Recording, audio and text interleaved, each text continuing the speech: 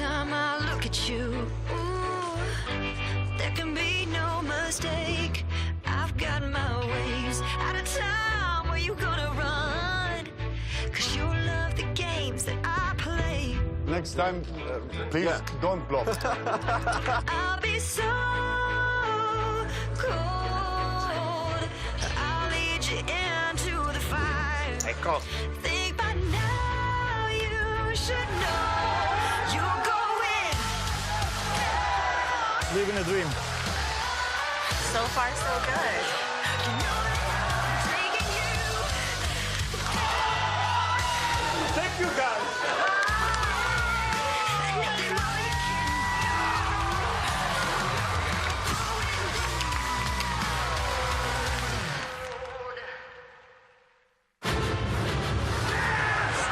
Takes the win here in Barcelona.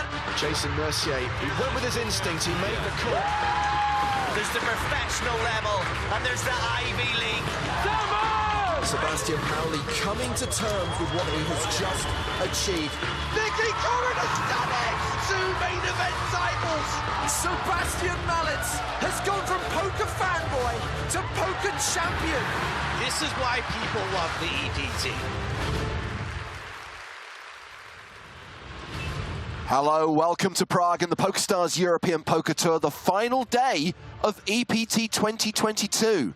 The final day of this festival at the Kings Casino at the Hilton Prague, and that means the second half of the main event final table. 4 players remain competing for a first prize of more than €1 million. It's James Hartigan alongside Joe Stapleton. Hello, my babies. And Nicholas Walsh. We are back.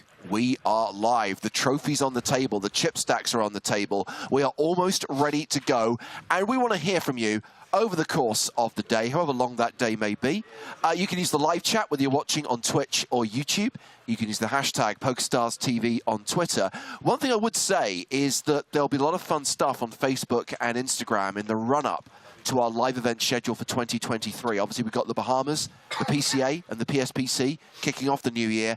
And then we go full-on EPT 2023 from Paris in February. So lots of good stuff coming up on those channels. Make sure you are across them. But of course, we can't talk about the future until we talk about the present. 1,267 total entries in this tournament. This is the biggest EPT Prague main event of all time. And now, just 4 players remain. And for reasons I don't quite understand, we're doing yet another final table photo. A Final Four photo.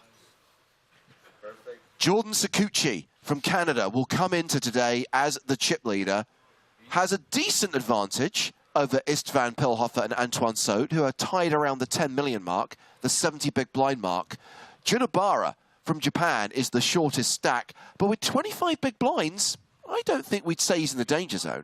That's amazing. And I missed, Joe, until we were preparing for today, that Obara is mainly a commentator rather than a player. Thanks, Obara. Yeah, pretty wild.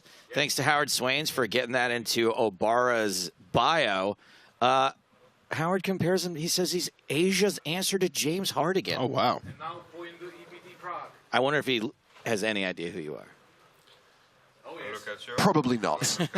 So Obara got some work to do. Obviously, I think it's fair to say that the other 3 players have certainly proved that any one of them could win it. And of course, Obara could if he gets a double up early doors. This is what they are playing for now, with the elimination of 9th through 5th last night, losing Tonka, Parker Talbot on the last hand of the day. All now guaranteed nearly 362k. 470k for third, 658,000 for the runner-up, and more than $1 million for the winner. Pretty sweet to come back to the final day knowing you're guaranteed 361,000 euros. And you're just a couple of double ups away from $1 million. We have 69 minutes remaining of this level. If there's still 4 remaining, the next level is going to be 60 minutes. Okay? If we're down to 3, the next one's going to be 45. All right? So this is the only thing. There we go. You heard it. Slightly shorter levels today. Yeah, so now we're at 4 players. The level's reduced from 90 minutes to 60 minutes. And as Sonny, who's looking after the main event, just explained, if we get to 3, they'll reduce to 45, which we're used to from every other EPT we cover. Correct. Question, though. Yes. Just a fun thing. He said books here. Over under, even though I hate when people misuse the term over under. Over under whether or not we finish in time for the soccer game, for kickoff of the soccer game. I'll be honest with you, I do think it completely depends on how quickly we get down to 3 and when we go to 45-minute levels. Right. Oh, okay. It's not beyond the realms of possibility that this is still going at 4 o'clock local time. Other than Obara, they are quite deep, yes. And we've already agreed. If that's the case, look, we've always said it's our objective, it's our aim to be done by the time the World Cup final starts. If we can't do that, we play on. We can't just abandon the tournament. Yeah, it's not like the tournaments are children and we're my dad. Antoine Saout. Excuse me. Antoine Saout, excuse me, with 69 big blinds. Nice. There's someone in chat that thinks soccer is called football. That's weird. I hope we're done in time for the World Series There's a soccer. Let's go. soccer, the heads-up match. I do love the fact that Pilhofer's still gone full squishy for today. Yes. Do not change your clothes if you're running hot. Additional time bank cards today, by the way. Look how many Jinabara's got. It's like a full deck of cards. A black market time bank guy out back. Hey, what do you need? I got time bank cards. Apologies to Kafka Tamura watching on Twitch. There is no such thing as Chat Pro Sunday. Well, None of you will be correct today. Big only. There's the big Sunday is the Lord's Day, which means I'm going to be swinging the banhammer generously. Seems that the Prague Lurgy has got Antoine Saout as well. Nothing a couple €100,000 can't cure. Absolutely. Maybe a mill ball. I love the fact that Ibarra is using time bank cards as a card protector. Raises from the cutoff with King Jack. Sakuchi picking up kings on the button on the first hand of the day. Welcome back, boys. Straight back into the action.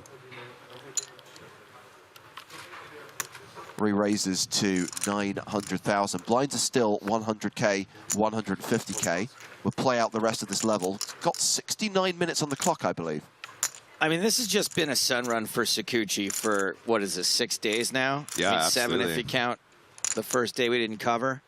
Yeah, my guy's been getting a lot of really nice opportunities, a lot of really nice hands, and running really good in situations where he's been cold decked as well. Obviously, the 9s versus kings yesterday against Tonka. Okay, well, Ibarra elects to call, playing a 3-bet pot out of position with King-Jack offsuit. I mean, how much trouble can you get in with King-Jack versus Kings? It's not like the case King can hit. But you can hit top pair. And now I wonder how much is Ibarra going to lose, because if I look at stack to pot ratio, Nick, 2.1 in the middle, Ibarra's got less than 3 behind. Yeah, you took the words out of my mouth. I just don't see any way out at this point. SPR being 1, you've got King Jack, you've called a 3-bet, you've hit top pair with a fantastic kicker and backdoor clubs.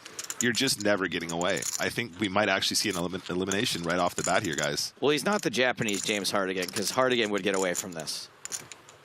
I would have folded to the 3-bet play. Yeah. I'm a huge net. Biggest net in the world. Yeah, I actually wouldn't have hated the fold pre-flop either, but I mean, if you're going to play this as a call pre-flop, you're just never getting away from this board. He's got the king of clubs. King of clubs does give him some more equity, absolutely. So Sakuchi's continuation bet is 1 million, which is a third of Ibarra's remaining stack.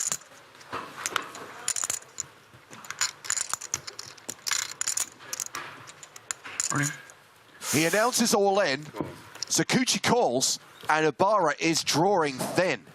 Sakuchi, a 4-1 favorite to eliminate Jun Ibarra on the first hand of the day. Let's make sure we announce all the chop outs.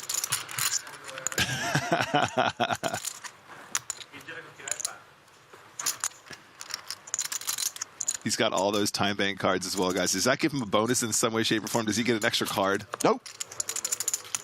They become worthless unless he can survive. We could see some ugliness. We could get a sweat on the turn. It's what everyone's going to get for Christmas if he doesn't win $1 million. Okay, well, that does create opportunities. I suppose we should talk about the chop outs at this point, guys. Absolutely. A 9 on the river for a chop. A jack on the river for the win. Any other card, and we lose Junibara.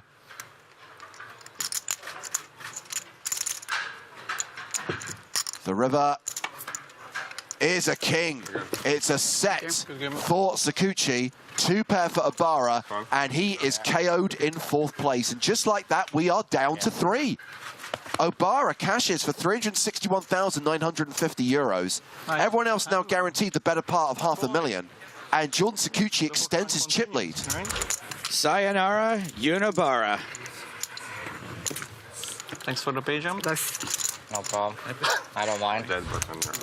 Wow, that sucks, getting up extra early to play today, going out on the very first hand. He gets to watch the soccer game now, though, guys. Guaranteed. Okay, so we now know that all subsequent levels will be 45 minutes. So again, we'll play out the hour that's left on the clock of this blind level, and then it'll be 45 minutes for subsequent levels. Here's a comment that's going to make James happy from WikiSean. Took longer for the photo than it did to lose a player.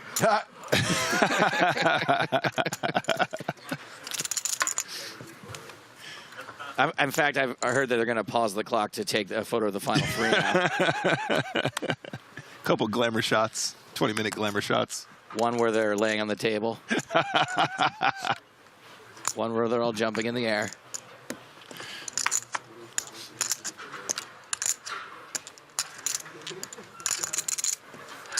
So all fun and games now that we lost the relatively short stack. They're deep now, though, my babies. Loving Shrag in the chat, continuing to bang the gong for us soccer sayers.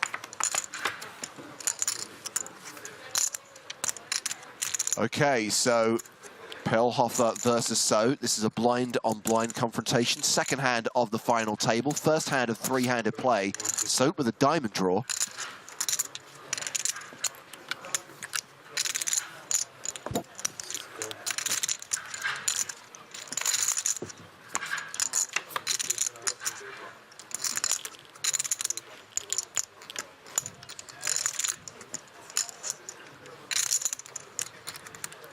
This is why you always play your suited cards. I don't know if that's true or not, but it's true right now. You do very frequently play your suited cards, yes, especially in these blind v blind spots. They're deep enough to where you're going to want to play every single one of your suited hands from the small blind in some capacity, whether that be a limp or a raise. When your thread's up, especially, right? Exactly.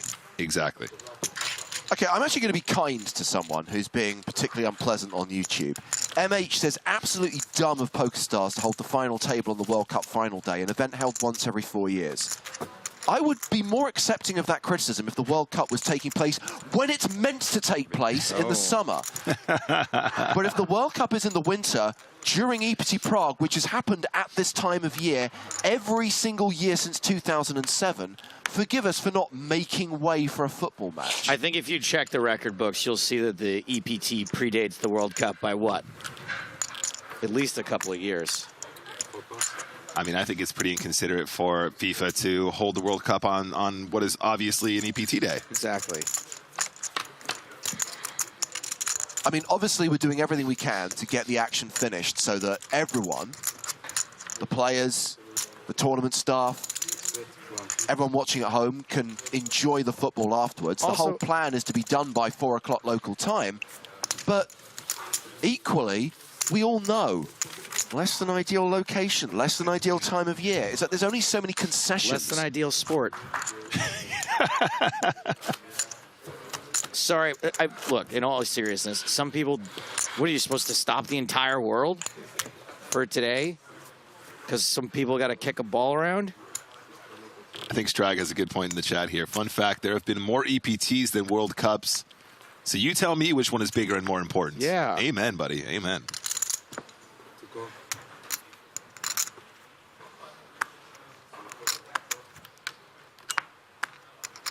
Sakuchi's going to limp his small blind here, 8-5 off. Mr. Saud. Now, I was going to say, Joe, I feel like Saud obviously being an absolutely incredible player in the first place, but also picking up on the slightly more passive tendencies of Sakuchi that we've seen thus far over the last couple days in this final. I think he's going to exploit that maximally. If there's a limp in that situation, he's going to be raising it. And if 9-3 off is part of that range, I think it's safe to assume it's pretty much going to be, you know, ATC at this point. I mean, there's no one at this table that has more big stage final table experience than Antoine Saud. Yeah. Even more than Tonka, who went out in fifth place last night. He's just so collected, right? He's just sitting there. He's got his fleece on, just cruising down to final three. No big deal. He doesn't have to act like he's been there before. He's been there before. Arnav on YouTube says, James Hartigan, say hi to me, please. Hi to me, please. Thank you for your question. Antoine opening up the pot. You guys were three-handed. You know I love this. You know I'm all about the three-handed. Three-handed, or as I like to call it, threads up. Threads up, yeah.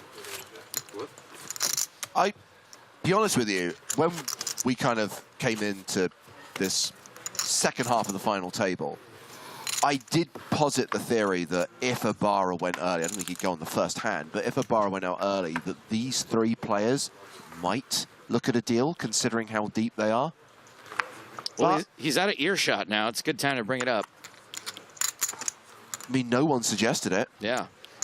Do you think it's because they think that Sakuchi might not want to deal with the chip lead? 350. I think there's a chance that Antoine, having so much experience, would probably just never be down for that, to be honest. And I guess the fact that they are so deep means that you have more of a skill advantage, which you can then leverage against your opponents. But now that the levels are shorter, if there's not a lot of movement and the blinds go up, up, up. Yeah, that's a solid point. It maybe fast forward a couple of hours from now, and if we're still three-handed and they're still kind of an around similar stack sizes, maybe the conversation turns to that point. I don't want to tempt fate, but we've had three-handed matches go 6-7 hours before. Yes. And that's not to the end. That's from three-handed to heads up I'm talking about. I'm really interested to see how it plays out, though, over the next couple hours, because, as we've noticed, Sakuchi obviously playing on the tighter side in many situations, both pre and post. And obviously, you guys know the shorter handed we become, the more of a leak that becomes, right? The more punishing it is to play fewer hands because you pay the blinds so much more frequently, and aggressive opponents can just squeeze you out of pots so often. So as we get deeper into the threads up action here, really interesting to see how these stacks are going to I'm sure everyone adjust and sway in the new circumstances, the new dynamic of the three-handed play. I'll take this question from Alex Chang on YouTube. Alex says, hi from Hong Kong. Hi. What is your commentary setup like? Are you in the room with the players as well, or watching on a set from home? We are at the Hilton Prague. We are at the venue, but not in the same room as the players. Obviously, it would be slightly awkward to be talking about them within earshot. And bear in mind that there is also a disconnect in the sense that we would be talking about hands that happened half an hour after they've been played, which would be a bit weird.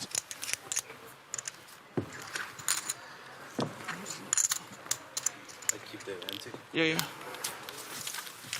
Have we put the Pilhofer squishies into production yet, James? We have hit a snafu. Okay.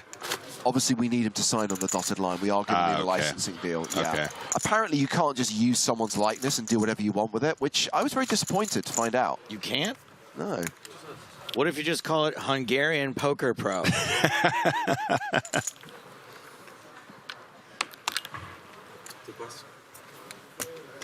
Shrag says, I got to say, I'm liking the early start to the final of the FT. Making a coffee, sitting down to poker on a Sunday morning just feels so right. I totally agree, actually. I would rather we do this every time. This is wonderful. Well, of course, Joe, when we do online streams of like series like Scoop, W Coop, Sunday Million, that's early morning for you, right? It is. I got to tell you, no matter how long this takes, I'm not obviously a soccer person. I'm excited to get that out there to Prague and maybe take in a dinner somewhere, maybe go back to the Christmas market, maybe find that Czech taxi I've seen so much of on the internet.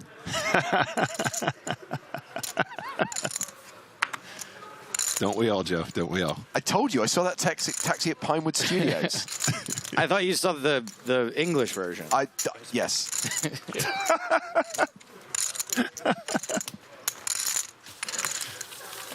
It was actually a really weird day. Would that have been like summer 2019? Didn't you see Bond, Star Wars, and Fake Taxi all being shot? Correct. It was studio lot. What? We were basically doing some lighting tests, some equipment tests, and we'd rented a soundstage at Pinewood Studios. We had No Time to Die filming next door. They were doing pickups for The Rise of Skywalker across the lot, and yes, we spotted the Fake Taxi on one of like the side streets on the studio. Oddly enough, the episode of Fake Taxi was also called Rise of Skywalker. Yeah, honestly, I'm not tired. Did you crane your neck super hard, like walk past the Bond stage like 700 times? 6bet, 150. That must have been tough for you. I saw the guy who played the Russian scientist was wandering around a lot. I did not see any of the other cast, but apparently Lashana Lynch complimented Justina on her dress. Oh, wow, cool. What would you have done if you'd seen Leia Seydoux? I'd have been very happy. Not that I think you would have done anything. I just know that the very few times I've seen like a real star, like I got a little weak in the knees. I'm not gonna lie, like a lady star. 6 right. I think Leia Seydoux would be one where I'd be like, oh.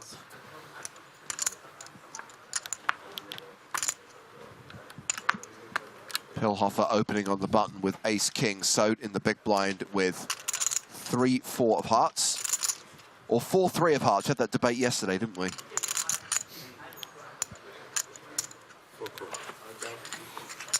Yeah, I think there's some that it just sort of flows off the tongue. 7-8 is one of them.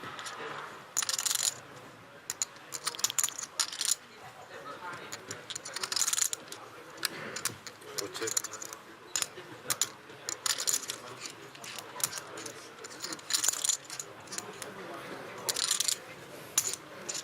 Six bet, 250. 4 pass. And the crowd goes wild. I mean, that might be the biggest rail.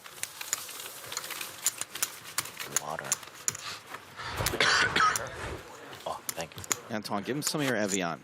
So Sakuchi with 15.5 million, near enough. Pilhofer 12.3. Soat with 10 million. All three players pretty deep. Lines remain 100,000 at 150,000.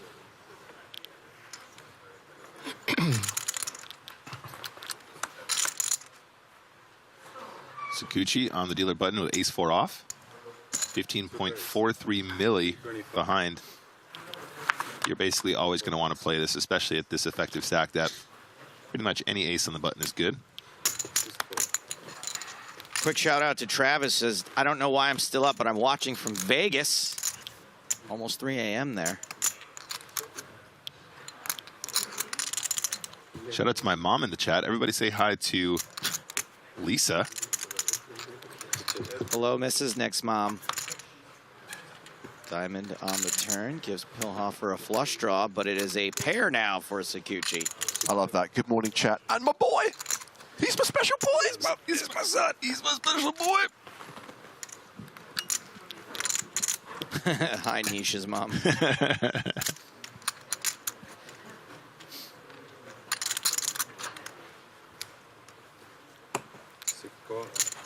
All right, Pilhofer that is exactly the card he was looking for. 2 pair for Sakuch. Oh wait, just check the back. Nice. Oh, 2 pair versus the flush. Yep.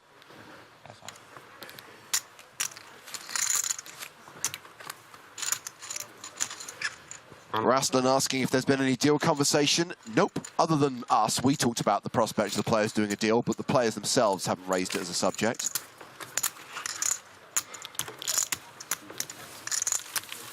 Gustavo asks, bets for the other big final today. The high roller? Thank you. Who's still in? I was thinking even the king high can be good. Well, it wasn't. 20 players returning for day 3 of the 10K high roller. Among them, Conor Beresford, Mike Watson, Ari Lodge. So going to open the button here with 5-3 suited. Big fan of this. Big fan of this wider button open here. Pilhofer, small blind 8-7 suited. Jack Sinclair, Steve O'Dwyer, Davide Katai also returning for the final day of the 10K. Might be tempted to 3-bet this one. Looks like he's reaching for chips. 1,075,000. And he is going to put in a sizable 3-bet. 1,075,000. 4 plus. And it works. There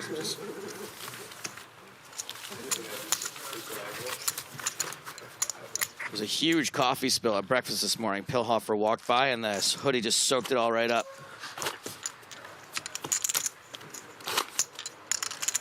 Completely dry. Just wrung it out. Ready to go.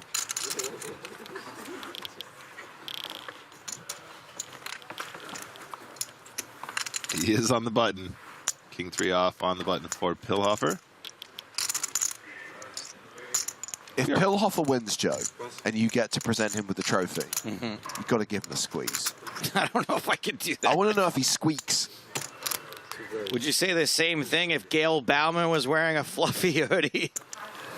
I would basically say that we should mix things up, and maybe I should go down to the stage. And give it a squeeze. Pocket 10s for Saud. Here we go.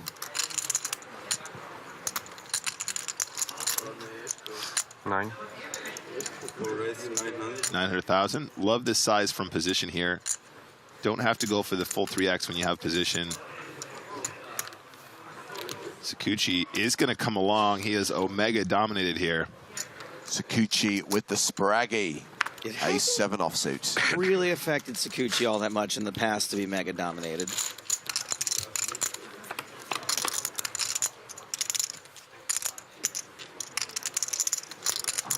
King Jack Jack, 10 still good, so a 4-1 favorite.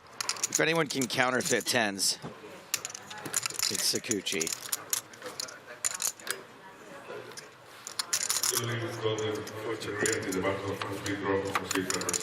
I'm right in saying that Sakuchi was at our first feature table, right, on day 2? He was indeed. Took the seat that was initially vacant next to Sam Grafton. I only remember because Griffin was like, I know this guy.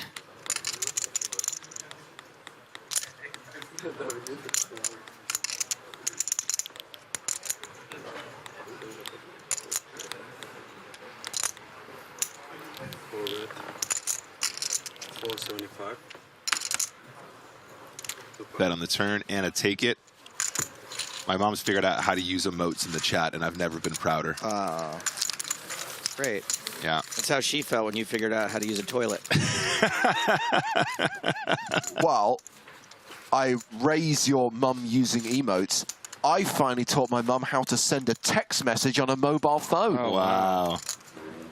On her jitterbug? A what? Here, I'll show you. I don't know what the name of it is in the UK, but... On the button now, Sakuchi, ace-8 off. Going to go ahead and open up this pot. Fold from the small blinds. 9-4 off. Might get all the way through. It does indeed. They're called easy phones here. What the hell are they? It's phones for old people. Oh, no, she has an iPhone.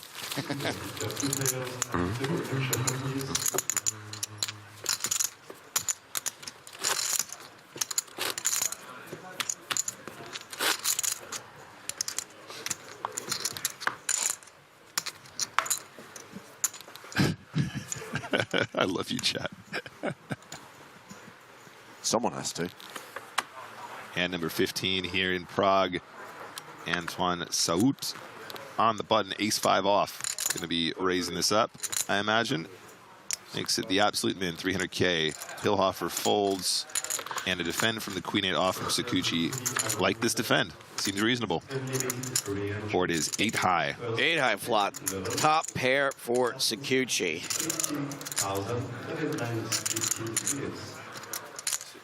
Four check.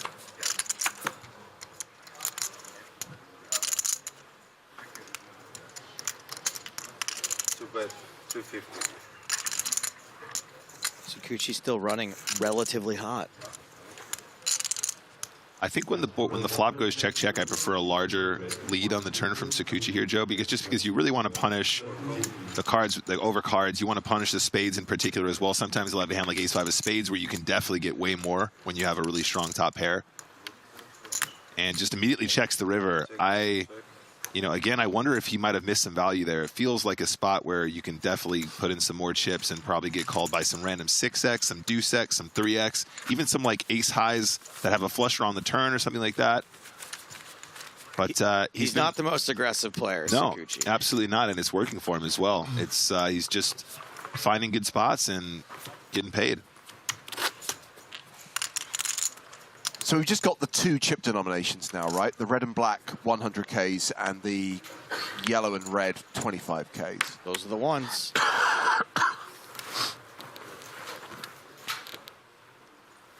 Six pass.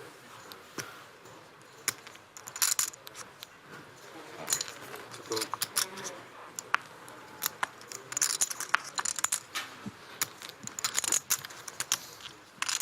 Shipham says, Nick and Brian Rast have the same voice. Cannot tell them apart, lol. Well, as Brian Rast doesn't work on the EPT, I'd say with 100% certainty that it will be Nick you're listening to. Nick, you got any hot takes on fat people? What? 225. 4 pass.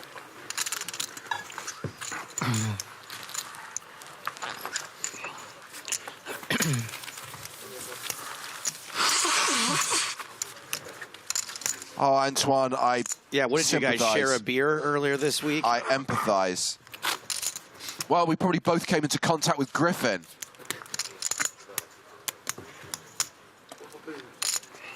Hashtag, you know what. Griffin always looks like he's like like there's rage bubbling under. Like he could just freak out at any moment. 350. Pocket trays for Sakuchi. 4 pass. 6 4.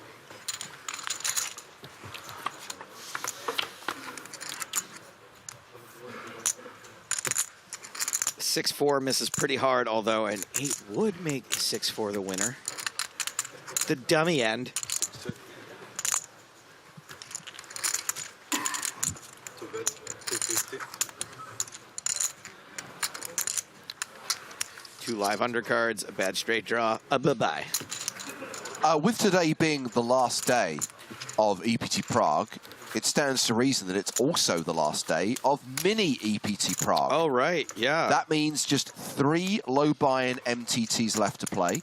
We might be off air by the time the mini I EPT think kicks off. We probably will. So there's a $3.30 8-max deep stack starting this afternoon, but this evening, this is the big one, right, guys? This is the one that everyone should be playing. And 238 players have already registered. It is a $5.50 mini EPT Prague main event. And this is the one that not only has EPT Paris satellite tickets added to the prize pool, but will also award an EPT Paris package worth more than 7,000 euros to the winner. It's so sick. I would love to win a package. That's a lot of added value, guys. For a $5.50, that's pretty absurd. 6 raise. All right, well, so raising Jack 10, Pilhofer 3-betting 57 varieties of Heinz.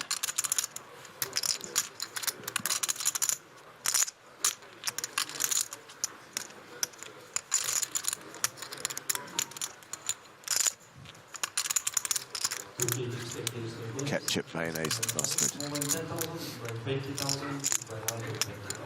Pilhofer is enjoying the some of these sort of suited connector, suited gappy connector kind of 3-bet situations. This time Saud is going to look him up, though. Does have the best hand pre-flop.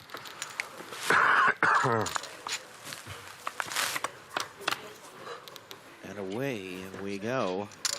Okay, so top pair for So, second pair for Pilhofer. I'm never sure how to navigate these spots, Nick, when you sort of get a little out of line with your 3-bet. I know it's three-handed, right? So it's not crazy, but then you hit a pair, and maybe it's the best pair, maybe it's not.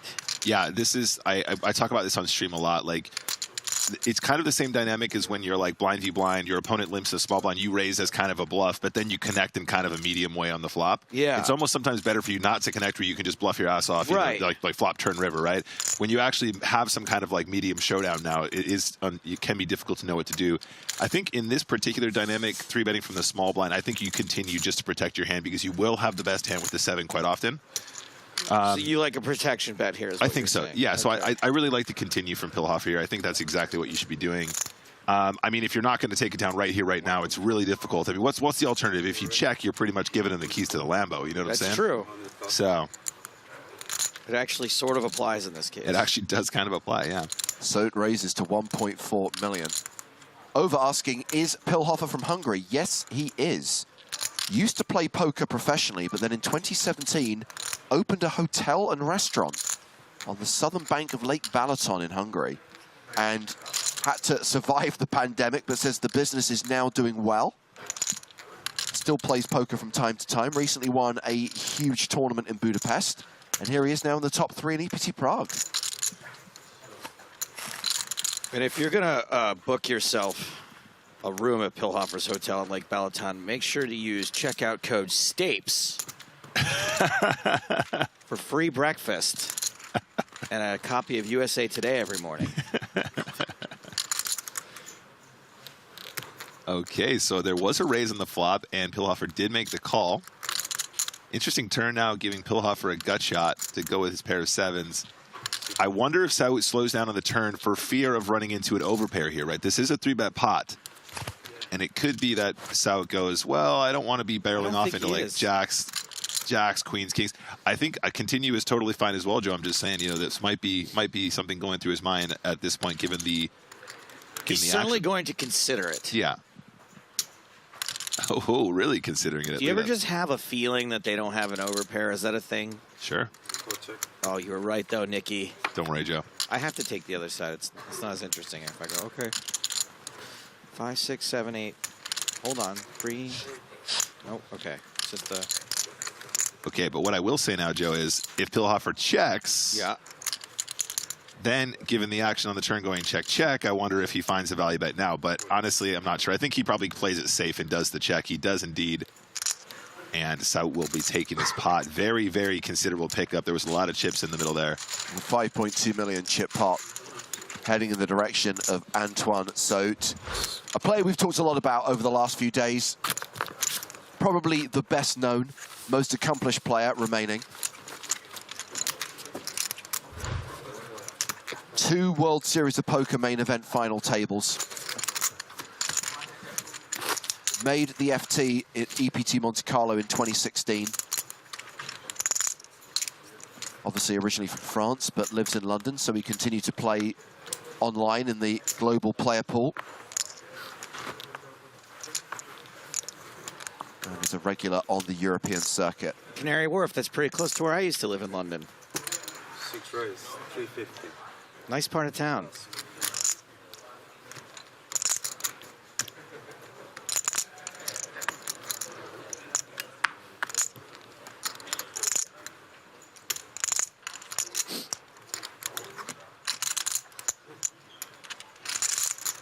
Pilhofer's button raise, King Jack Sout with 9-6 off in the big blind.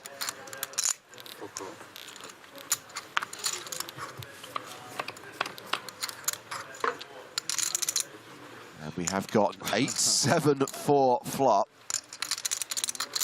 So Sout now with 48% equity with live cards and the straight draw.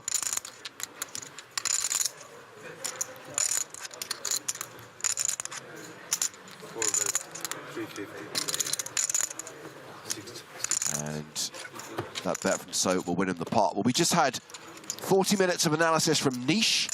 Now it's time to welcome Griffing to the booth. Hello, everyone. Mr. Benja, how are you today? Very, very well. Did you eat anybody's money in the last 12 hours?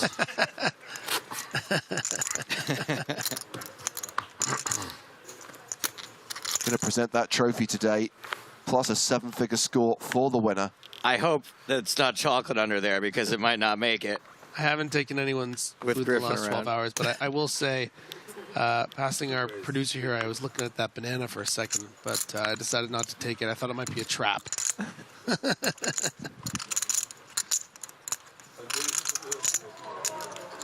You're so lucky, you're so lovable, Griffin. I would love to see Count my Griffin lucky stars. run down there and try to take a bite out of the trophy.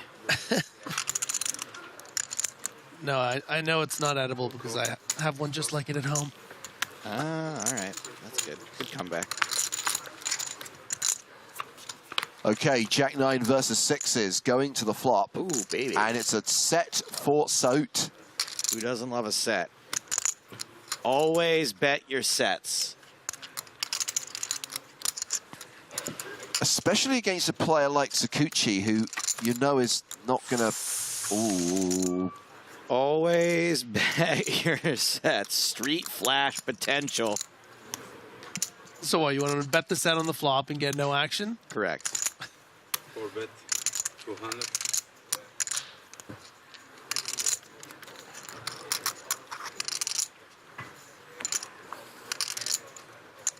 And this small bet, in design, I believe, was to induce something like this from some sort of combo equity hand.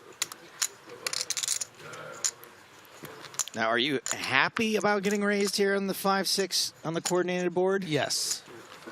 Yeah, it doesn't mean you need to play for stacks. Uh-huh.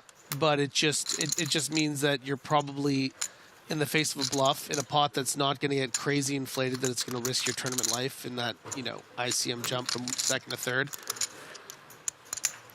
And that's why we just see a call too, you know, in the event that Sakuchi does have a flush, you don't want to just get in for a 25 million chip pot, keep the bluffs in there, and then pay off the flushes, which sometimes just come anyway. Oh, gross. 4 check. Sakuchi continues running relatively hot. 2 check. Gets checked to showdown, and this pot will go in the direction of Jordan Sakuchi, increasing his chip lead at this 3-handed final table. I feel like even I would make some of these river bets that Sakuchi is checking back, but he's got 111 big blinds and a 5K, so what do I know?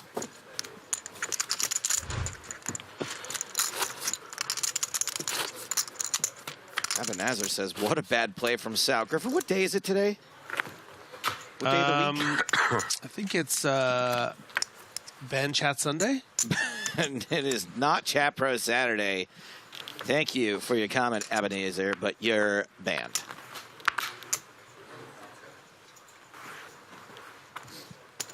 Four raise, 300. 6. It's Soccer Showdown Sunday. Big old soccer game happening today. You know, being from North America, I'm used to Sunday being about football. Right, Yeah, but that's when they play football in not America. about football today. No, it's not about football. Weird. It's about soccer. Sunday, but they're not playing football. We're making an exception just for the morning of Eastern time, you know? Right. Starting at, what, 10 a.m. 4 bet.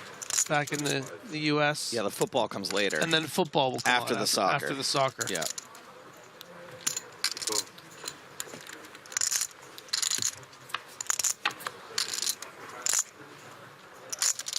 And the ace Check. pairs on the turn for Saout.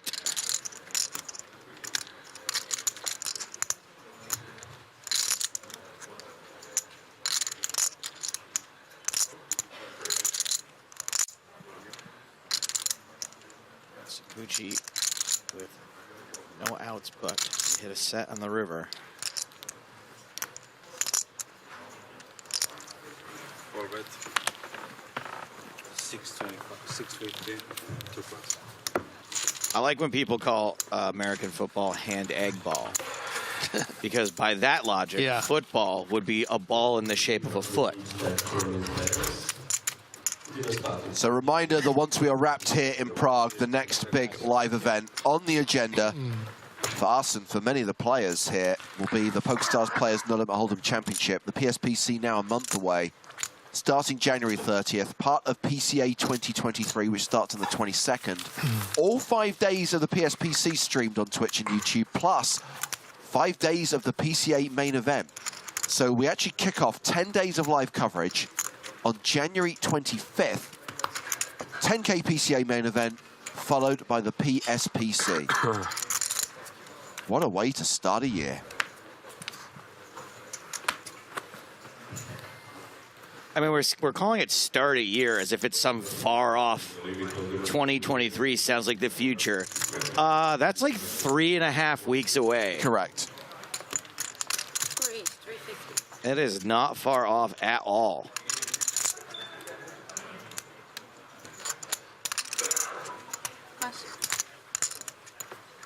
Do you want to get him or shall I? You go ahead. You go here. Enjoy my hammer. Ba-da, bop, ba-da, bop, bop. Do you guys have any New Year's revolutions for 2023? I'm probably going to do another sober month after New Year's Eve. You might be seeing a sober Stapes in the Bahamas, which is probably going to save me a lot of money this year.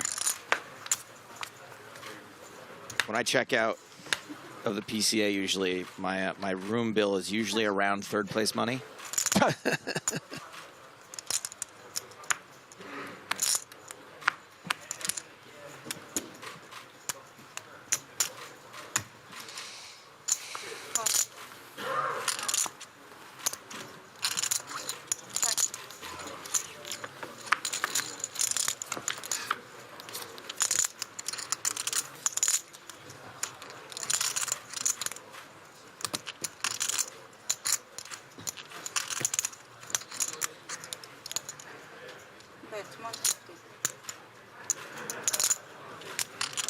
So both players with a 3. Plenty of opportunities here.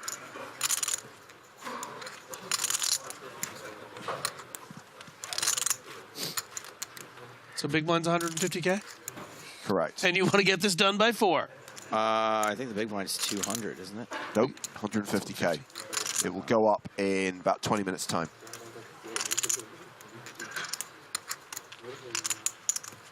Now we're down to 3 players, Griffin. The blinds do go up every 45 minutes. Okay, that's good. Because they are about 280 blinds in play, if my math is correct. Aware of that.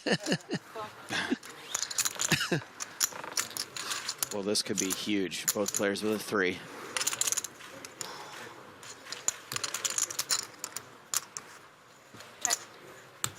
Some, you know what they say, potential on a river queen, or no, 6 is no good. 3's not playing.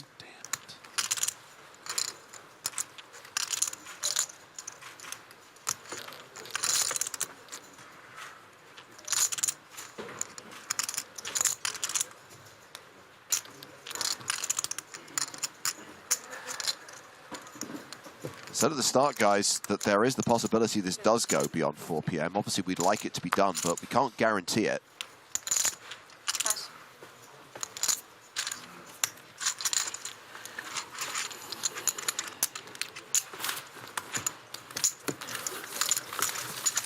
So pretty impressive today. I might be feeling a little Saout. Might be his time. By the way, those of you saying you want action on whether Joe can stay sober during a live event, I kind of feel that I have a responsibility to protect your finances. I have been to numerous EPT stops where Joe has not drunk. Every once in a while, I do a little. When you commit, you commit. Yeah. And I give you credit. It would be hard to hold you accountable, too, because every time you do get drunk, you just get blackout and you won't remember. So you'll be, I haven't had anything. I'll remember everything. That's right. Oh, my goodness. Again? Pilhofer opens in the small blind with 8. Sakuchi picking up kings for the 2nd time today. Re-raises.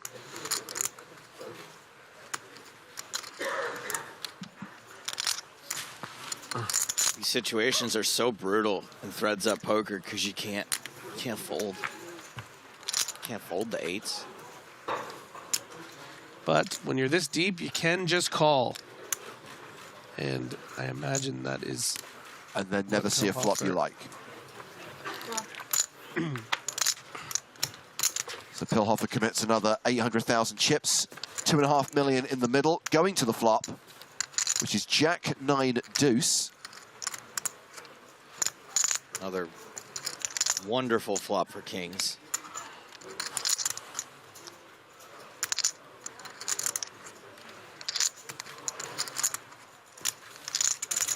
Check. Pilhofer playing in float. Checks to Sakuchi.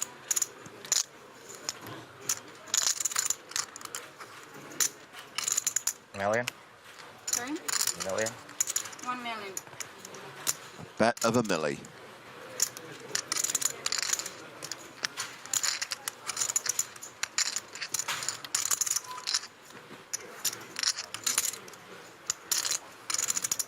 I can understand getting a little attached to 8s here. But is it just me, or is Sakuchi not like a big million chip better with nothing? Yeah, that's definitely a large part of it. Also, even if he is just bluffing, like let's just say he has ace 10, can still just get there. Can still turn a queen and backdoor a straight or something. So it just gets tough. Yeah, James. I just don't see Sakuchi continue 100% of the time. He will often check back. Checks back, and if he is going to like c-bet for the sake of it, I just don't think he's saying million. We have the benefit of having watched every second of every day of his play, though, and Pilhofer, although has access to the streams at nighttime, maybe just doesn't want to use those 8-hour turnarounds to watch a 12-hour stream. I mean, I know that Pilhofer has a lot of friends here who are also watching the stream on his behalf and giving him notes. Such a crazy turn card. That's 2 million. It's just so nice for Kings. It's Oh, like right, yes. the red deuce. It's like doesn't get any better, you know? Yeah, this... It's crazy because it's not crazy, is basically what you're saying. Yeah, it's just like, it can just never improve his hand. Like such a blank. The bet has doubled on the turn. Now 2 million from Sakuchi.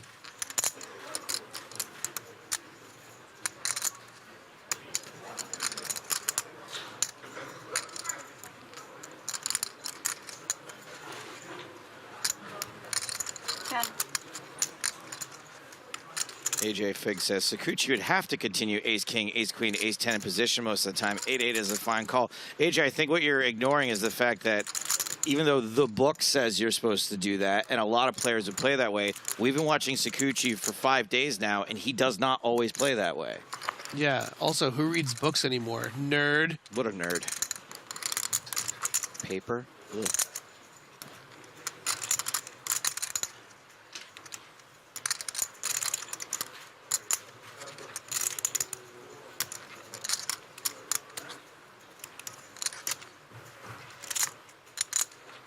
Oh, the old resigned chips on the stack move. Pilhofer finds a fold, gets away from it. I almost tripped on you. Almost? Yeah. Well, you almost finished third. Like pre-flop or on the flop? Pre-flop. I mean, now I almost tripped on you. Oh, like on the turn? No, on the 2 million, yeah. Almost said all in.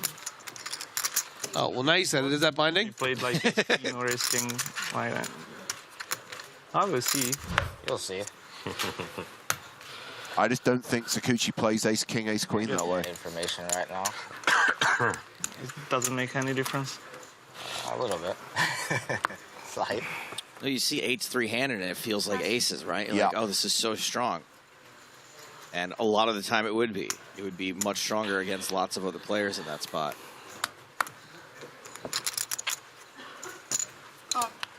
Lirar asks, how did Obara bust? He got all his chips in and did not have the best hand at Showdown. Thank you for your question.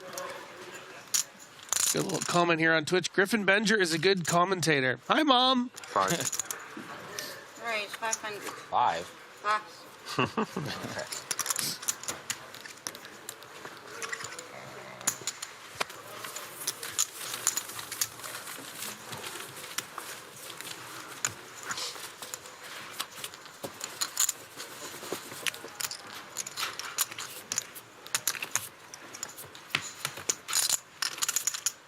Seeing some trickle-down economics here. Sakuchi taking chips from Pilhofer, and Saut taking chips from Sakuchi. Welcome to your seats. We start in 5 minutes. Pass.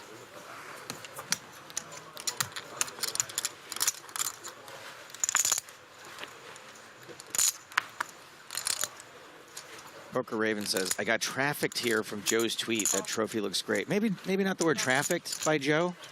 Can we come up with an alternative Yeah. phrase for that? 6, 5, 6, 2 diamonds. Pilhofer with a diamond. Pilhofer with a backdoor straight draw. Check. Check. King high is ahead for now. Turn card is a 6. King high looking much better now.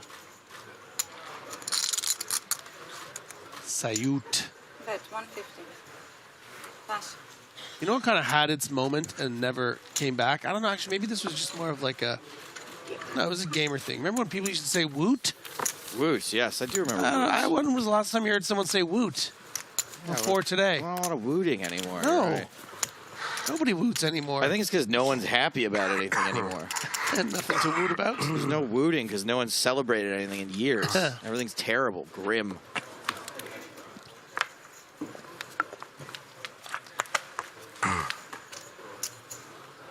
Whoop, whoop. This slow says whoop, 1337, pwned. You know, it's funny, after what happened with the chocolate today, I woke up to a text of just a picture of cheese from a friend back home, because there is an inside joke amongst my friends about the night that there was like a charcuterie board and I ate all of the cheese. This particular cheese, I didn't realize that I was eating it all. Sorry, because they heard it or just randomly? No, they they don't even know. they They were randomly heard, the timing was I was like, maybe I have a problem. We have no self-control amongst food. You just sent me a picture of this. You even ate the wax around the outside of it? You're an animal.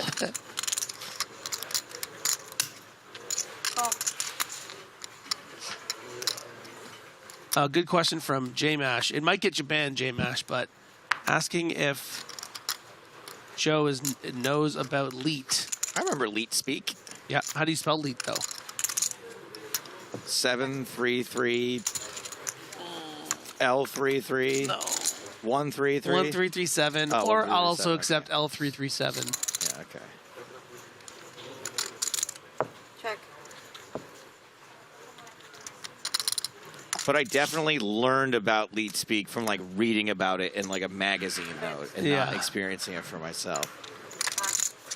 I wasn't allowed to play games online.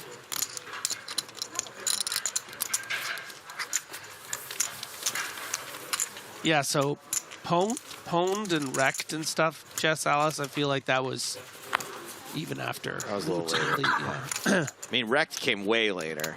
Yeah, wrecked is we weren't wrecking anyone back in my day. We often reeked, but we never wrecked. Right. Oh. For the good hand, or? No, I didn't. Oh, speaking of good hands. Let me speak. La Reine. Antoine Saywoot. Let's see which. Would it be Les Rennes?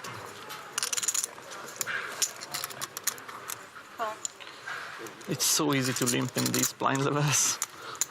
50,000. Oh, wow. A little under-repping of the hand here. Limping in. And Pilhofer flops top pair.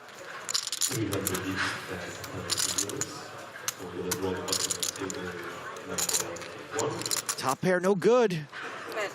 In a limped pot.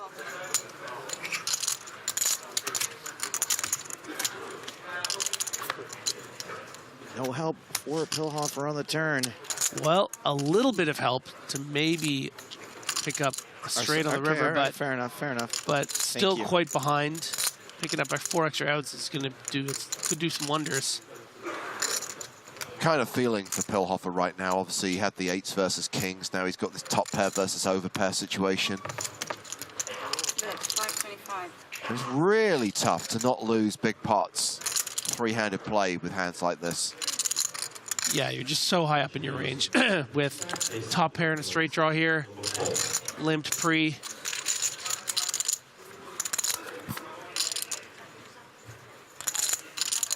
Certainly a card that maybe Pilhofer can get away from it, though. But not easy. Never easy in poker.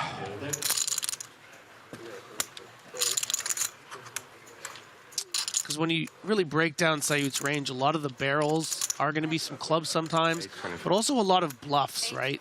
Like a lot of, you know, maybe king 7 off bets the flop and then barrels the turn to try to fold out a 5 or a 3.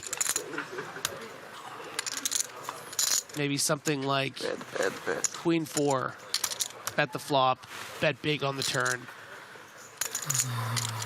So Pilhofer knows that only beating bluffs here. How can you always have it is a good question.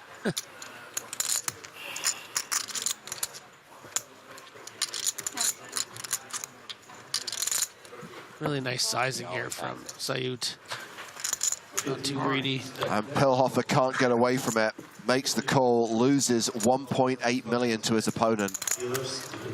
That's 2 hands in the last 10 minutes that have really done some damage to Pilhofer's stack. Yeah. Yes, you never. Wasn't bluff. Yeah. It's slipping. That wasn't bluff. Did you saw a bluff yesterday from me? I'm not like professionals. I didn't watch the stream. I know a lot of people did, but I don't do that. I go to bed. So Pilhofer's dropped down to around 30 bigs. You know, bluff though, from when we were playing. Blinds going up in about 8 minutes' time.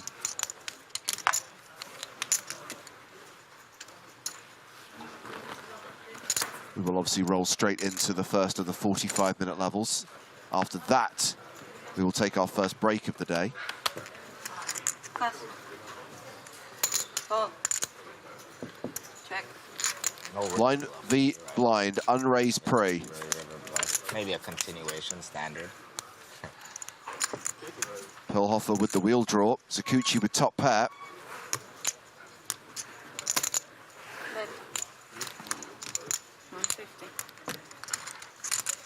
Sure, my friend. Huge favorite here, blocking that Most likely. deuce for the wheel for Pilhofer. Check. Maybe not since you checked. 250. Bet 250. Pass. Yours was a donation, my friend.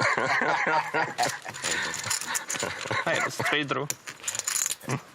Another loss for Pilhofer. The highest non-pair. Yeah, good fold there. I mean, obviously pretty very small innocuous pot, but facing only a 30% pot, you think your king might be live. Good discipline from Pilhofer not to just give away chips now that it's getting away from him a little bit, down to 30 big blinds. You can get a little desperate sometimes. Yeah. So Pilhofer has now dropped below the 30 big blind mark. Not much separating So and Zakuchi right now. Except years of experience and talent and money.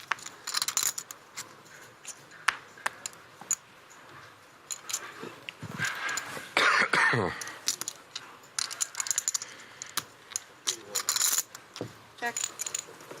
At the start of yesterday's final table, Joe, when we still had 9 players, I know that you had a strong feeling about Javier Gomez. For the first half of that table, I felt that So was doing what he should have done with his stack size, which is just kind of sit back, wait, be patient. He did, yeah. Since then, after he came alive, and certainly during short-handed play, I mean, and again, Griffin, you highlighted his experience, you highlighted his results. He's got to be the favorite right now, even though he's not quite chip leader. Oh, yeah. I mean, there's a reason why Antoine Sayut has, final table at the World Series main event more than once. He is just crushes big field main events. Really good instincts, really solid, but also really capable of some big moves. He's my favorite right now for sure.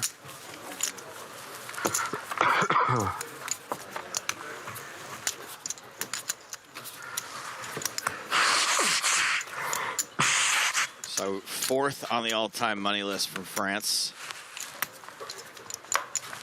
Louis Cow plays a lot of high rollers in 3rd. Pollock, Benjamin Pollock in 2nd, and good old Elke topping that list. Susik. Susik. Susik.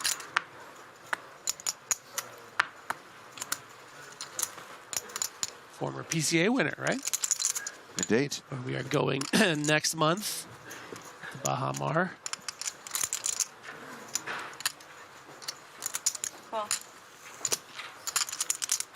Hashtag fun fact, Griffin. Who was the first PCA champion? Who won the first ever PCA? Isaac Haxton? Ike No, didn't that win. was- That was oh, in he got- 2007, and Ike was the he got runner-up. I second. think Yeah. I know this one. The first PCA was 2004. Pretty big name in poker, right? Absolutely. Yeah. Oh.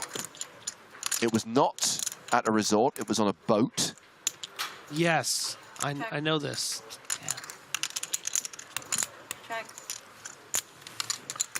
Give me a first or last, the first name that wouldn't give it away. I can't. Can't. Oh, okay. Do it now because it'll be funny. And I'm not going to guess. Gustav. Gustav. Come on, Griffin.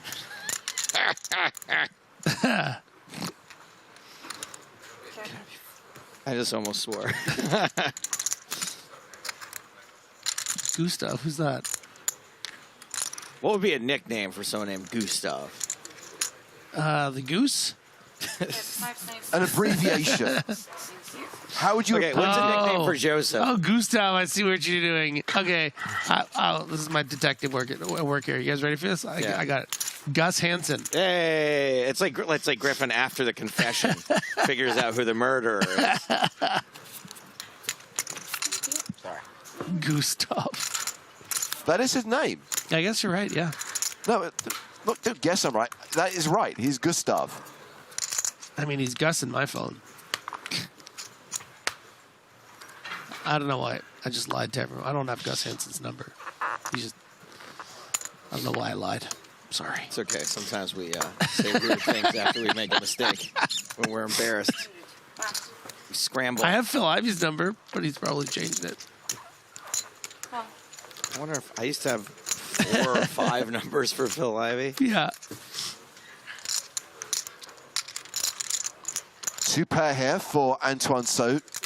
Gucci actually outflopped for once. But, again, seeing no need to bet. That was the only condition of my Ivy poker contract. I just wanted Phil Ivy's phone number. Pretty sure they just had an assistant communicating with me. I want 10 figures, and they're like 702 555. They just have a full-time assistant texting me. Okay, so Sakuchi does pick up a gut shot on the turn. Checks a second time. Bit of a weird spot for Sayud here because he has the board so destroyed on the flop that it's hard for him to get action. So I think that's why we see the small sizing here. And this is the exact kind of bet that Sakuchi is willing to pay. Still drawing to the nuts. Maybe sometimes the king high is good. Sakuchi misses river.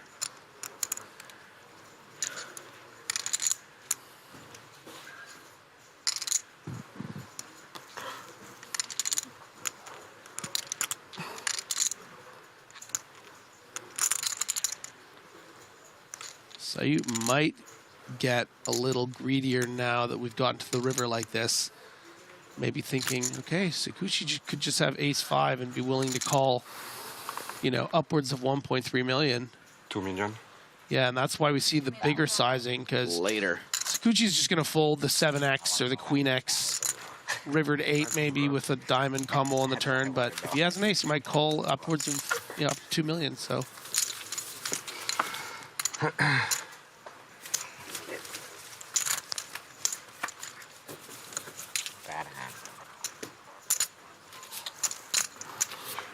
Does that give Soap the chip lead yet? No. But he's closing in on Gotta it. be getting close.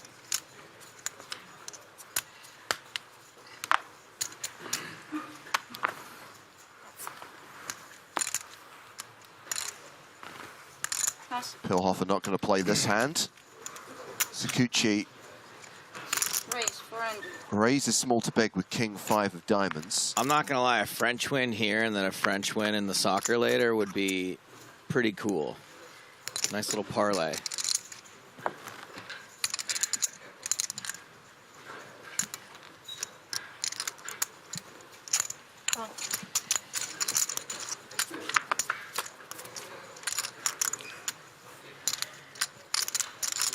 Queen 6-3. Ace high, still the best hand.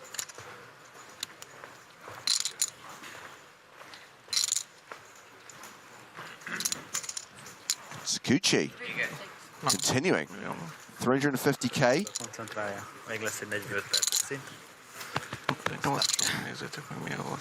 Do you imagine the parade in France for Saud? Ezt tudod, mi kis kanizsai erő. Ez kis kanizsai erő. Gyere.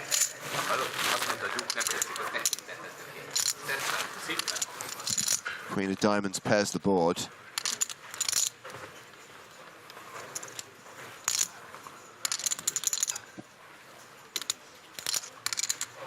Check.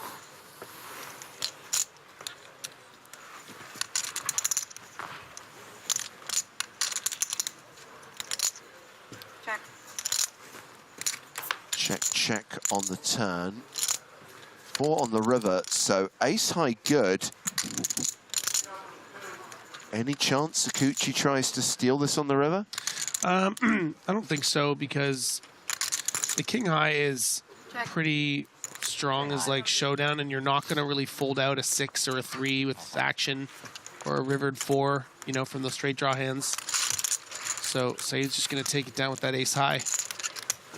And that will give Antoine Saut the chip lead, Joe. We do see a change at the top. Still pretty close between these two, but officially Antoine Saut is now the biggest stack with 3 players remaining. Dubstakes says on Twitch, it's pretty cool that commentators are reading Twitch chats. And how are you able to do that, Griffin? Is it because you brought your computer to work today? Okay, first of all, the only reason I don't bring my computer is because I don't want to have to move Nick's, you know? Oh. It's nice. I just look on his thing. I send out a couple emails on Nick's computer. Emails Nick's mom. No, that is a phone number I do have. So with the figurative and literal biggest stack. Huh. Quite the tower he's got going there. Pilhofer getting chipped away at right now. And Saut ahead with queen high. Check. Check.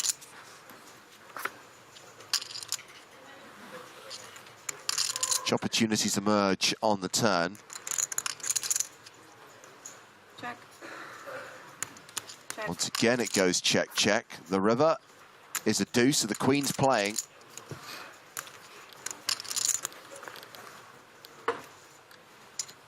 Bet 150. Pass.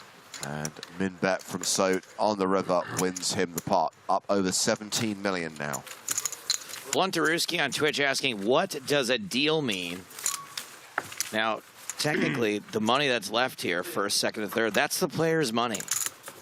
So if they decide they want to divide that money up rather than, they have to leave a little bit to play for. Yeah, I think how it works is they are automatically awarded third place money, and then the remaining prize money can be redistributed. However, 10% of that has to remain in play for the winner, along with the trophy and the title. Right, so more or less, though, if they want to divide the money up, they want to say, hey, let's not play this out. Let's just all take a big payday. They can do that and play for a little bit left over for the winner. It doesn't always have to be divided evenly, but no, it's just easiest to think of it in those terms.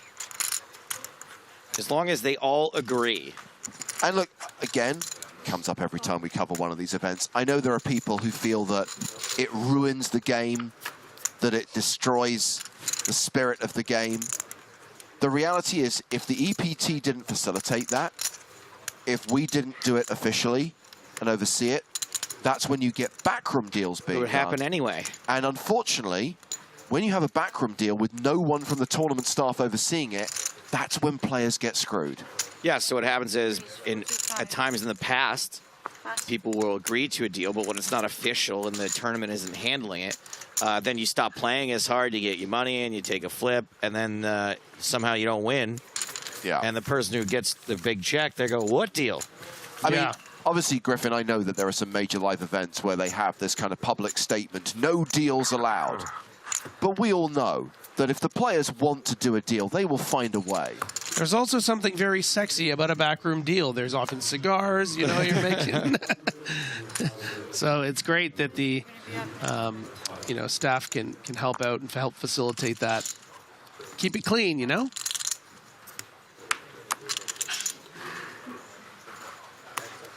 And that's right, Gus. They still have to play for something in the end at an EPT tournament, at least.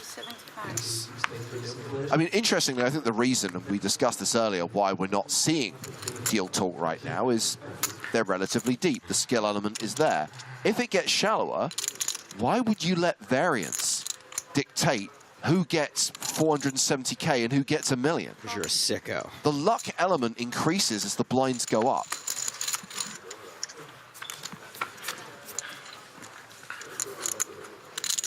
Queen, queen, deuce, 2 diamonds. King high. Ahead of jack high. That's 150. Backdoor spades here and facing the min bet. I'm going to expect Saud to continue. Whether it's in the form of a call or a raise. Call.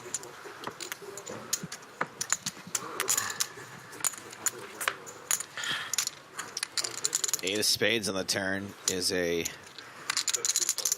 very heartening card. Well, spadening card Nice. for Saud.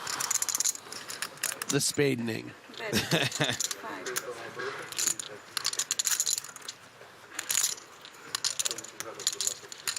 And again, a situation where we have to wonder, how does Saud want to approach this turn flush draw? Could just play it as a call, but might be interesting, especially with the small chip lead, to play this more as a raise. But just going to call again.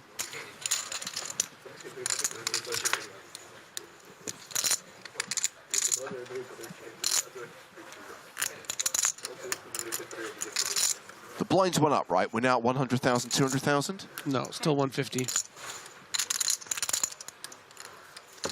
It's close, though.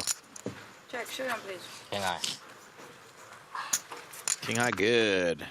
Yeah, I think Antoine realizing he needs to find a way to win that hand, but you know, it also might fly in the face of his strategy a little bit, not trying to get into these jousting wars with the other chip leader right now. Just announced the blinds going up right there. Okay, so that's the end of the level that they started playing last night. Now, every blind level, because we are three-handed, will be 45 minutes long. So now, 100,000, 200,000 with a 200K big blind ante. And at the end of this 45-minute level, so around the top of the hour, we will take our first break of the day.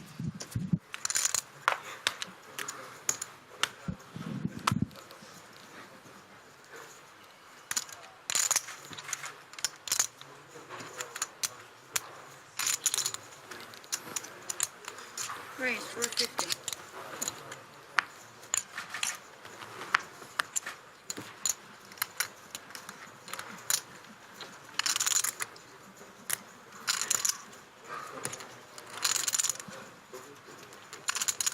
It looks like the raise now is going to be to 2.5 times the big blind. No, what is that, 2 1/4? 450? Call. Pass.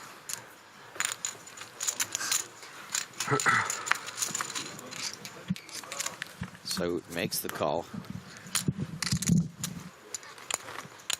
Queen 10 8 2 hearts. So pair for Saud, pair for Sakuchi. Straight draw for Saud. Backdoor hearts for Sakuchi. Should highlight that Sakuchi has reclaimed the chip lead from Saud. For all the players in the high roller event, 3 on the turn. the tournament will restart in less than 10 minutes. If you like to take your seat, you're more than welcome to go to your tournament area. It's right in front of the stage. 650. Bet 650. Gucci throwing pretty thin here.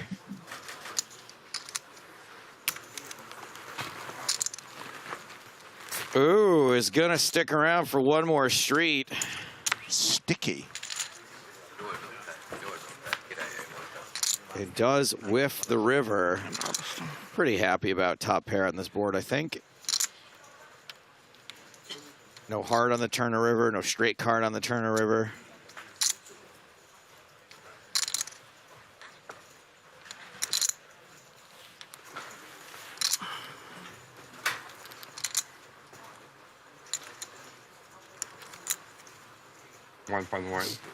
And he does, in fact, like his top pair enough to value bet. Bet of 1.1 million into a pot of 2.6 million. Sakuchi doesn't really get superhero-y in these spots.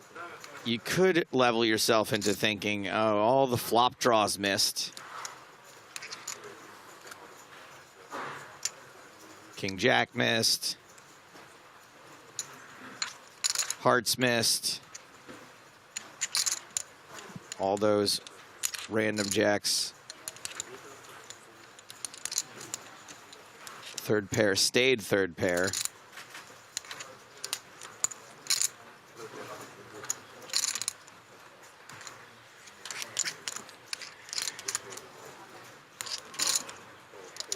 I have seen every once in a while Sakuchi will just say donation and make a late call on the river. And it does seem like he's leaning that way this time. All right. Oh, gives it up. So back up over 17 million. Nice to have the ace of hearts in your hand there to find the fold. Because you block those nut flush draws that might be bluffing in that spot, trying to get a pair to fold. So after that hand, So has the slight advantage over Sakuchi. Pilhofer bringing up the rear. Thinner 36 as James has just watched Goldeneye for the first time in over 20 years. Your thoughts on that film? One of the good ones. Holds up pretty well. Definitely the best of the Brosnan movies. Thank you for your question.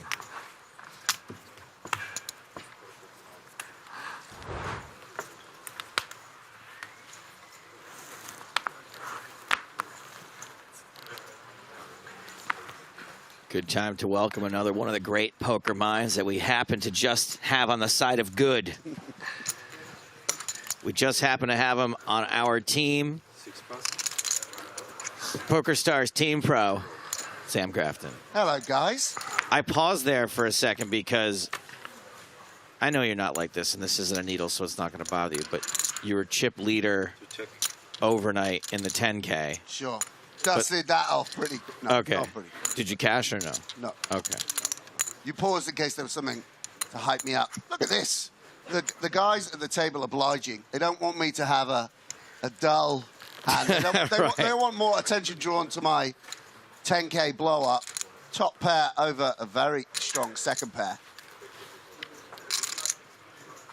Just delightful. I just strolled in. There's Griff talking about blockers. Love to see it. Oh, I didn't even see the hand, but.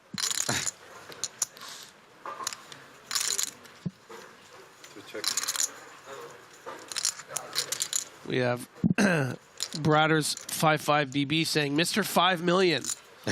What a great little nickname to have. Pretty good, Mr. 5 Million. Yeah, people used to call me Mr. Millionaire when I won the Shark Cage, but you're Mr. 5 Million. Pretty cool. Yeah, look, Sue with a lot of confidence to bet again.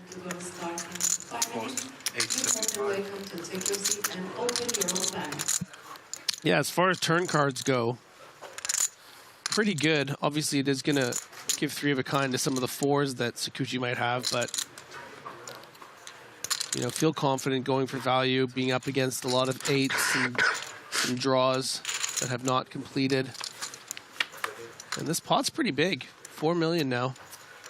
Yeah, and if you had to guess, you think so will value bet the river? Or you think he'll just... Yeah, I do. Yeah.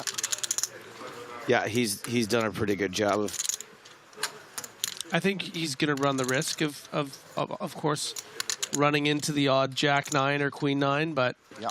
I think he's willing to put up another, like, you know, he's not going to bet huge. I don't think he's going to bet more than 1.5. Oh, well, he checked. Okay. Yeah, I mean, it's close. Obviously thought about it. A bit tight. All right, so Saud back in the chip lead. A bit tight, he says, but yeah. Hearts as well? No, ace of hearts. If I may, I would have thought he would have bet there also, only because Sakuchi doesn't really raise rivers very often. No, but it's more about also because they're passive. They have to play passive against each other. Yeah. So now he might not even raise the flop with King 9, Queen 9, the hands that would normally check raise, right? Normally in this line, the 10-9's going to be nothing. Okay, so you're less sure where you're at because the hands that normally would have raised you previously wouldn't be in that spot. Yeah. There wasn't a flop raise though, was there? No, that's what he's saying. He's saying sometimes you would. Oh, sometimes if those you're behind, hands you'd that be would value cutting yourself sometimes. Those hands there. that maybe would value raising the flop wouldn't because you're supposed to play passive. So yeah, you could not the value King bet. 9s You and can't Queen value bet 9s, against the 4, so you're only value betting against the 8 and a worse 9. And that's a little.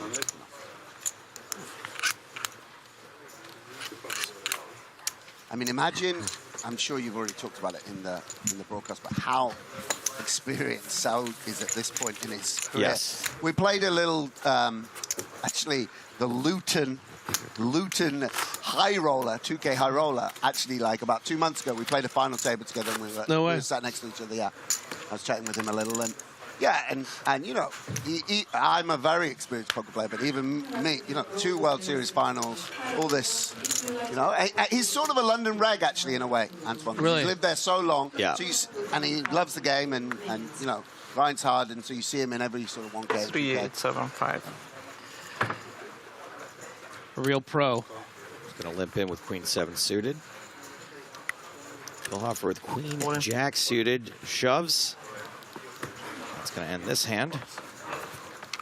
He's got a little white on his his chin beard, like me. I like that. You know, it's like I feel like coming we're through. Yeah, part that's of how the same. Sam started. Yeah. Turns out it keeps going. Yeah, at first you think, it's cute, it's just a little thing, and before you know it, I mean, you can't post you post to Instagram and like thinking you're looking cool, and everyone just says, "Oh, there's Santa. You know, can I sit on your knee?" Yeah. Santa Claus. Yeah. You should have kept that for the gram. I should have, yeah. The Falcon Warlord asks, what was starting stack? That's the number of chips the players are given at the beginning of the tournament. Thank you for your question. Yeah, that's what it is. 4. 4 raise. Can't believe someone was so good as to give Hartigan a gold thing question. Gold thing. Golden Eye. Golden Eye, yeah. Get it right. So with ace 10. Did you raise last round? 9, 10 of suit? Wow, Pilhofer just ditches Queen 9. He has 9, 10 now. Well, from the small blind, yeah. And Sakuchi in with pocket 4s. A little bit friendly chit chat. Love that. And flops a set. Continues running relatively hot. Relative to what, Joe? He's been on every single final table every single day, running it up, turning boats.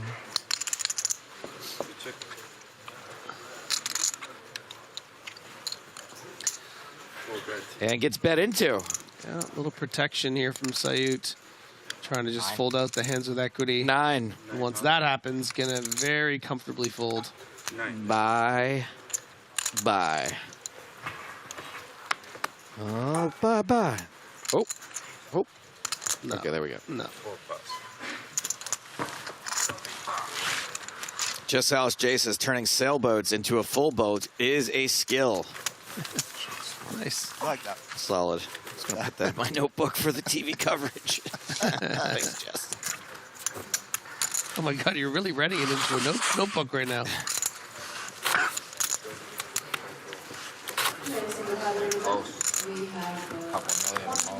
Oh my God, you have that. This is like when they go into an apartment of a serial killer and find his mad manifestos. Yeah. Great question here on Twitch for Sam. What is the equivalent of Bond questions for James to Sam? Favorite Peter Greenaway films? And Z and 2 zeros. So tell me a little bit about our short stack here. Pilhofer. Yeah, played quite well. You know, it's pretty solid. I think. He actually does look a little bit like you, guys. Hungarian player. Maybe, yeah, a little bit. Used to be a pro. Quit around 2017.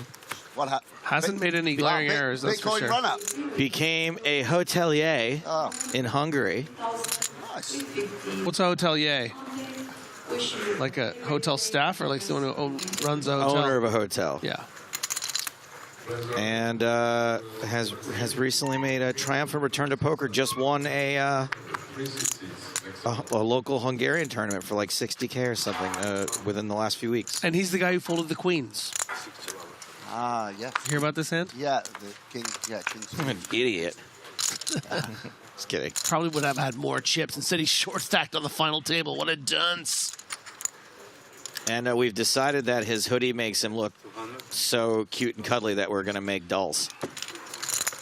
We're going to make Pilhofer dolls. Starting to be annoyed. It's a good name, Pilhofer. Yeah. Pilhofer. Yeah. I had a girlfriend who was a Pilhofer.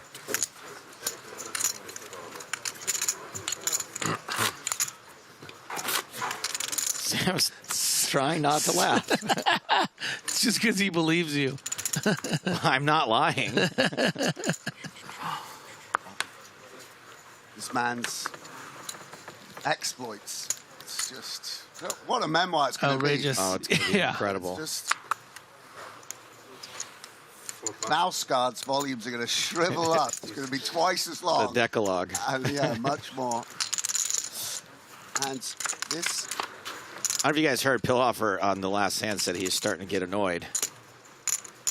It can be quite frustrating watching those chips slowly drizzle away. And yeah, Sakuchi's not going to fold threes for one bet of one big blind. They're playing with quite almost a little bit of a casual demeanor here. They're acting. It's quite nonchalant, yes. Acting. Yeah. Threes are good. Why didn't you raise? I would be out. Figured he wanted me to raise.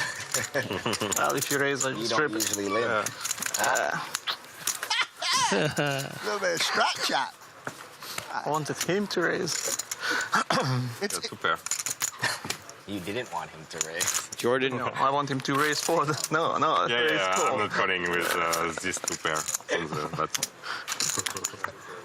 It's funny, of course, you know, it's such a sort of, because making it to a final table, making it this deep in a tournament, you go through a lot of stress, a lot of tension, a lot of hours at the table. You often do end up in this position where you're... I think I choose the only way I survived. If I jam, you call. If you raise, I just jam as well, and you call. Little You call. recap of the action there from Pilhofer. Still here. For people that missed that. Well played. All the sliding doors Yeah. that could have happened. He checked 47 million eventualities and only beat Thanos in one of them.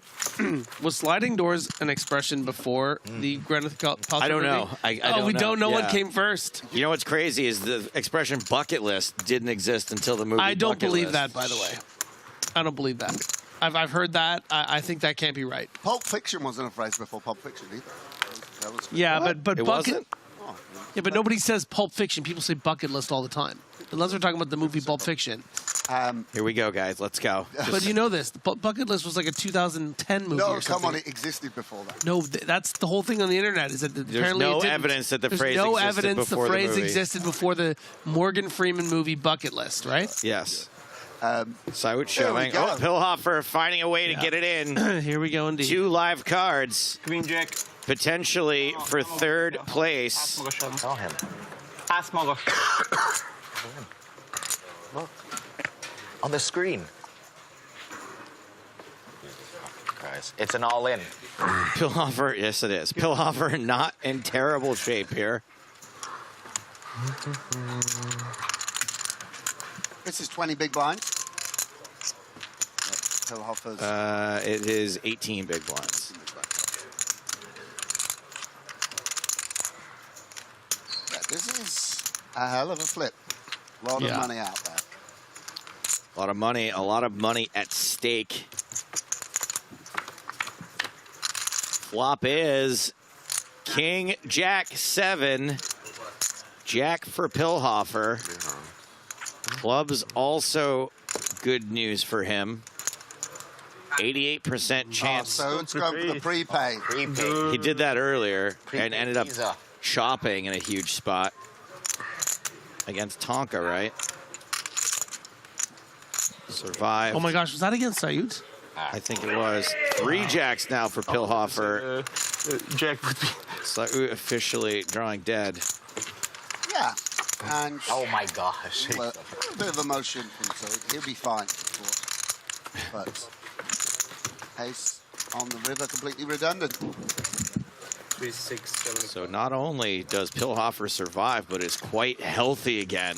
Yeah, I mean, that's very significant. That's a stack that Sayut has to be wary of. It's a stack you have a, yeah, let's just say some large, decent amount of utility with. You can 3-bet fold now. You can call raises. It's game on again somewhat.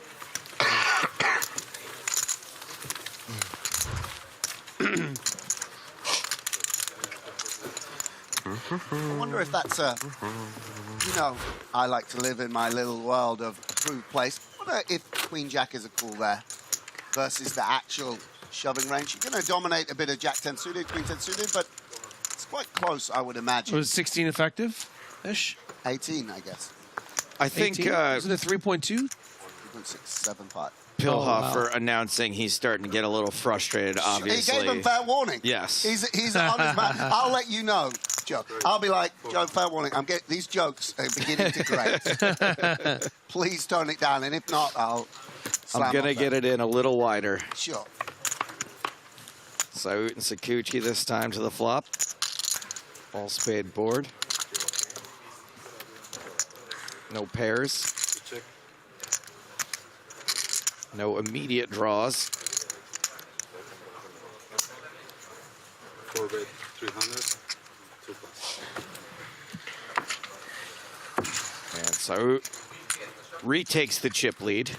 That small pot. Am I right in saying that to some extent, given that, of course, they have a pedigree and a background, it's almost like Sayut and 2 recreational semi-pro, or is Sakuchi doing this for a living, do you think?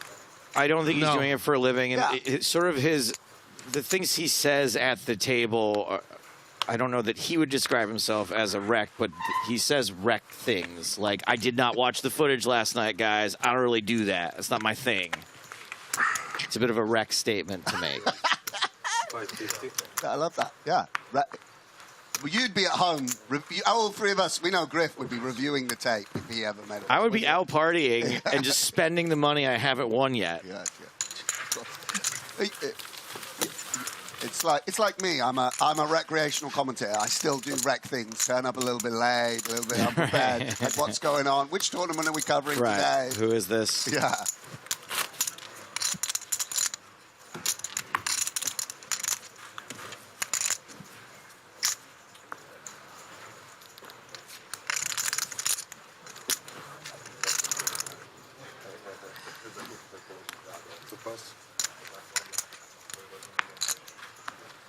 Gucci out.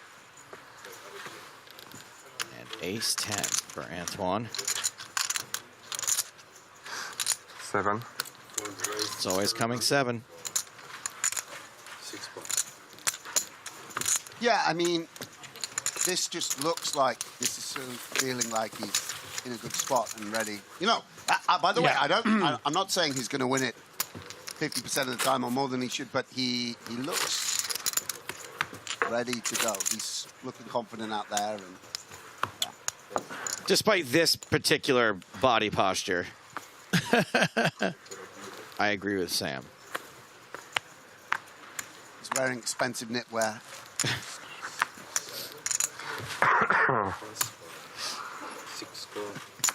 For slamming in the limp. How was your drinks and books place last night, Sam? We didn't get in. Oh, really? Yeah. Was it the place you took me to? Because I forgot it was Saturday night. Of course, it's a little place you have to press a buzzer to get a little more. I think I mentioned it before because I've told Hartigan about it, Sonny, because this is totally true. They have 2 screens up, And they only show bond moves round wow. the clock. Yeah. Like, That's great. yeah. So it's quite nice. You have to sort of, I always try and guess which one it is. Of the So when you texted me about it, and I started walking. 450. Yeah, but then I was like, it was weird with the map, and like there was like highways going on, and I was a bit under the weather. I'm like, I'm turning back. It's Griffin, is what he's saying. Well, it's a 20-minute walk. I was like, this is good. I'll The get a little guy will exercise. read the Lord of the Rings, but if it comes to like navigating 8 windy streets of Prague, he's out. No. When it comes to crossing Las Vegas Boulevard, it can take Griffin up to 45 minutes. Oh my God, that we was like funny. literally left Griffin They at lost me, CVS. yeah. We're like, we're going to lunch across the street, and it took him about 45 minutes to find us. Couldn't figure it out. Yeah, I kind of have some sympathy for that. I've also, like, there's a flyover bridge right the way down. Do I have to walk to there? It's hard to cross American Street. But yeah, so we just stayed up. Yeah, we had a little rotating cast of people coming in and out, like chit-chatting. That was a good night. So you went somewhere else in the area where that place No, was? yeah, we went one place and then we came back and Yeah, then we, okay. we sat in the mezzanine. That was good. All right. Unraised pot. Queen 6, 7-6.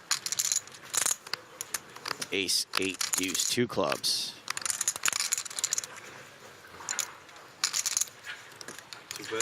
250. So Cucci. Yeah, Queen 6 with the Queen of Clubs, I think, is going to be quite a bit too strong for Sayut to fold. But like Sam mentioned, not a lot of reason to battle and fight too much between the two chip leaders right now. Maybe it's changed a little bit with that double up as well, but Check.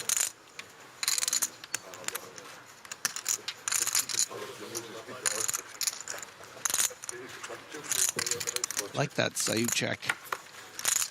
Very studious. 600. Okie dokie. Bet 600. Goes more than half pot with the 7 high. Relatively uncharacteristic for Sakuchi. Yeah, and so it's a little suspicious, but It's suspicious, but it's also like, it doesn't feel like a good bluff. It feels too random to be like nothing, right?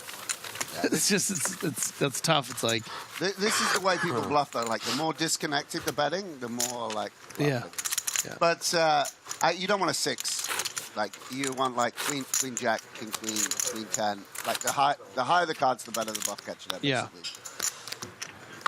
You're saying 2 high cards? Well, you saw the bluff comes from 7-6 and 6-5 and 6-4. Right. So, like, queen jack is just a bit better than queen 6. And queen 10 is just a bit Yeah. better. Blockers. But,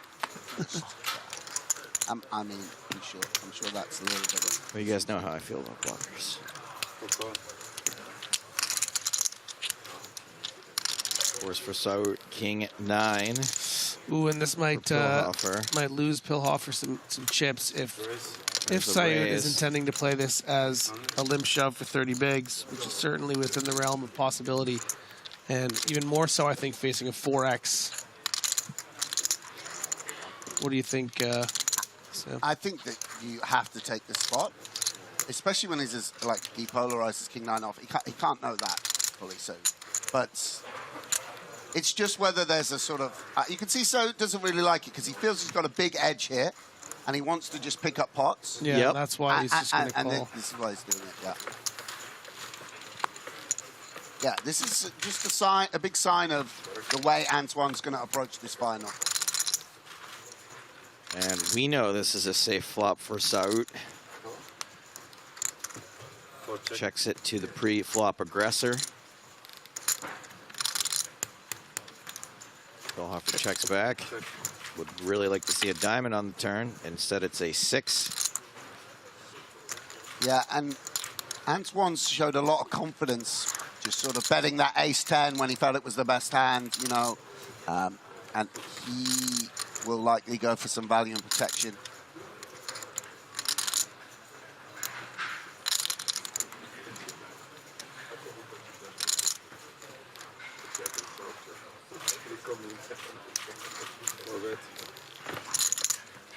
Now Saut takes over the betting. 525,000. Yeah, and Plenty of rivers he doesn't want to see.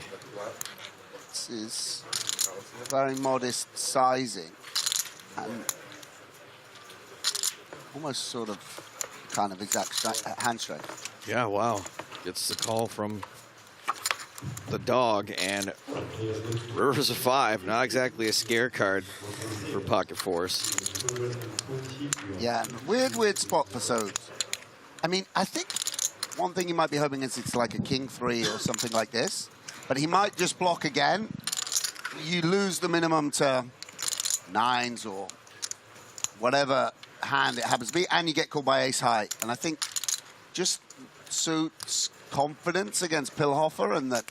And maybe you get called by king high? Well, I that will remains say, to be seen. I will say, I have seen Pilhofer on a river before.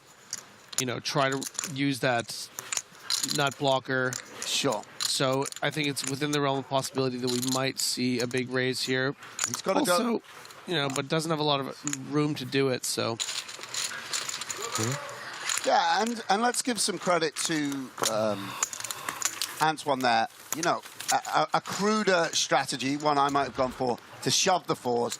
Go, you know, it might be results oriented somewhat, but he felt he could go to the streets, and he navigated that pretty successfully. Got his street of value. Nothing ever. It's like. Hey, you did. You went all in and hit the flop. Yeah, I was up to 13 million. Yeah, Pilhofer slipping again. And the turn you hit, too.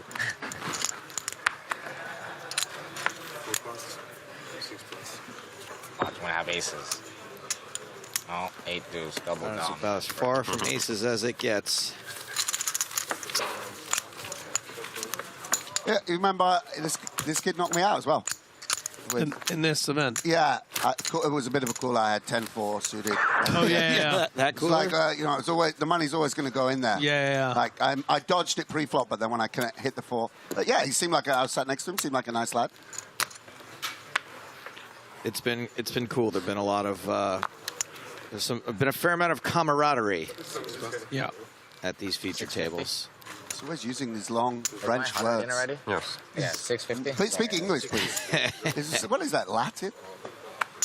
Camaraderie seems pretty French. No, yeah, Sakuchi's been, you know, very friendly. A lot of good rapport with the other players.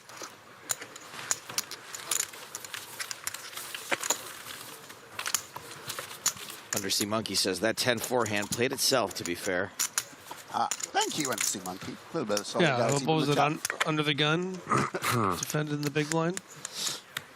Yeah, I caught a glimpse of the great Parker Talbot in his underwear just a little while ago, recovering from his. Yeah. Why was he in his underwear, and where did was it in his room that you saw We're him? all Team Pro. We're very close. You don't know about the. It's not like the old days. The live stream? Where we're just you know. But yeah, shame he's not around there.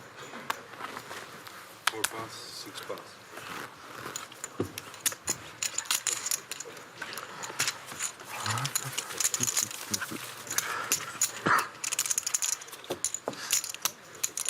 You have a final one of these, Griff? No, right? Never finally. No. Mr. Shambhala, but Shambhala, but no. I think you'll find that it's Mrs. Shambhala who has Ms. Shambhala Yeah. these days. Yeah.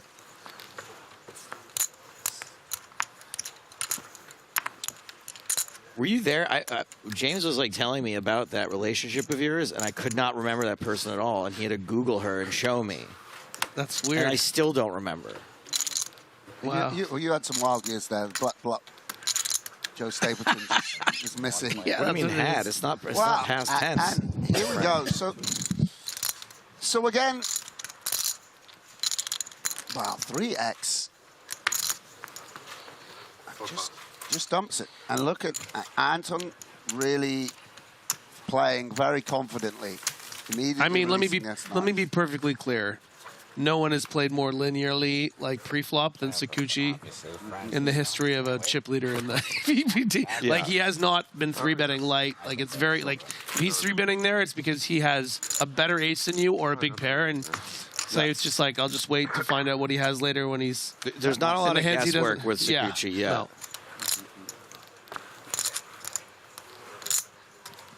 I mean, his particular style, Sikuchi's, has worked really well with the card distribution. It's just he's been running really, really hot and has had pretty good instincts in spots and, you know, but in general has not been 3-betting like And then, you know, every 8 to 12 hands picks up pocket king. Yeah, yeah. All right, well, Sikuchi has raised these kings, and Saut has an ace and is re-raising. Yeah, it makes some sense to take the blocker and unblocker, but not going to work out here.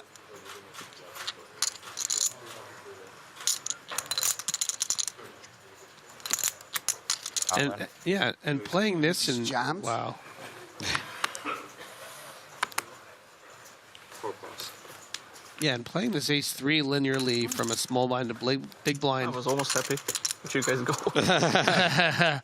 I think is also a reflection of the fact that Saud is aware that Sikuchi's going to play pretty honestly, you know? Not going to have 4-bets light. I can just 3-bet this and he'll fold a lot of his range or just call and, you know? Because some people would just defend the ace-3 there because they don't want to run the risk of, you know, being bluffed by a 4-bet. Meg asking, what is Sikuchi's hair situation? He's got some tight braids. Very under there. cool looking braids under there. Yeah. I actually wish that maybe you can, if he wins, you can get him to take off the hat. Have a good look at him. I'm probably not going to do that. The unorthodox way to go with. Before we get to the poker. Do you mind? Yeah, it actually means a lot to Griffin. He thinks your braids look really cool. Can you? Pretty in these days to ask folks to touch their hair. Listen, if really he's gonna go 1 over point, great with my crowd. If he's 4 million Canadian dollars Stop richer, doing this with a commentator from a different generation. if he wins and he's Yeah. 4 million Canadian dollars richer, I'm sure he'll happily show you his braids. Hey, would you mind getting partially undressed for me so I can check out your physical form? Thanks a lot.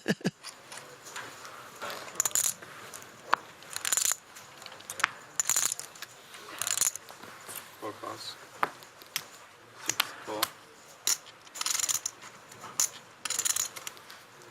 6 Sikuchi now Raise 600. gotten all the way up to almost 20 million. It really feels like he is a man of destiny in this tournament. I said that when he knocked me out. I thought if he can hold. That's when the narrative first started. He just got that. When you eliminate the best player in the tournament, what? Fairy dust. Yeah. It's like when Schwarzenegger winks at The Rock at the beginning of the rundown. He's just like, good luck. Yeah. Oh, I got to rewatch that movie. Passing the torch to you. Yeah.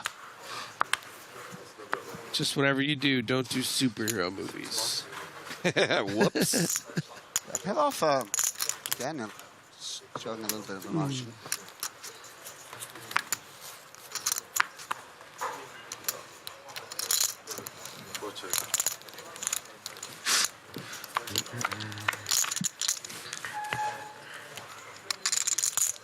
Sikuchi flops best.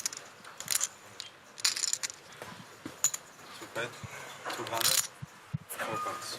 Wow.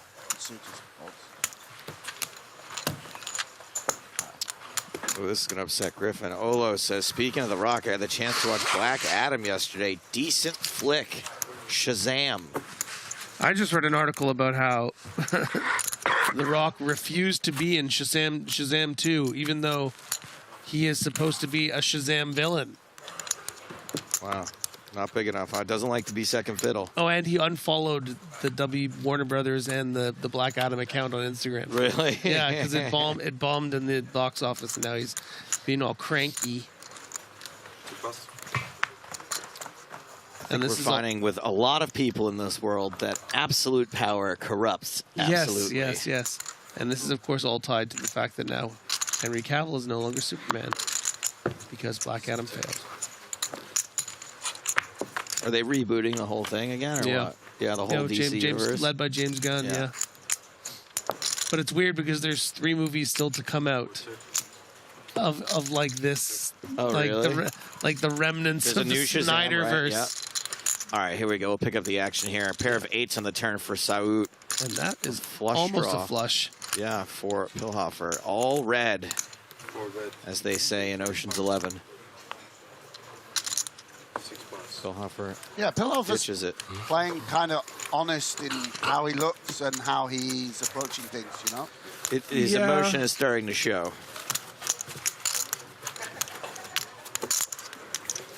Did you see Black Adam? No. Wow, he's offended I even asked. Yeah. No. Very deeply offended. I got to the point where I started getting sick of seeing the trailer even. Like Oh. I'd go to the movies and I'd be like, oh, this trailer This again. trailer. He The catches a hierarchy rocket. of DC Wow. power. Oh my God. We get it. Super meta. The Rock catches a rocket. 4 raise. 400. All in. 6 is solemn. Wow. I am all out. 2 pass. I mean, look, if he can make it seem like he's all forlorn shoving 2 aces. All in. Yeah, this was a bit Queen quick. Jack.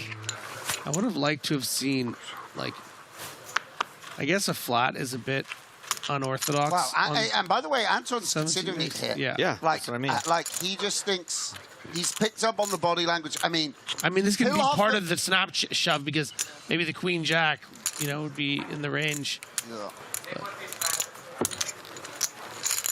It's just hard. It's just, I mean, don't want to get technical here, Joe, but with Yeah. the No, please get technical. combinatorics, Yeah. the combinatorics of having 2 I aces don't in your wanna hand get technical. just might make it more I difficult. don't want to This get is you dancing around the word blocker. Oh my God. It's just That's my favorite sentence ever. I don't want to get technical, but the combinatoric. no, but Is that a made-up word? Combinatoric? combinatorics. But yeah, you just don't show Combinalities? You just. Wow. Let's go, Pilhofer. Shove. 6 raise. This is good. He's keeping his look of I'm annoyed. I'm just raising. I've had enough of this.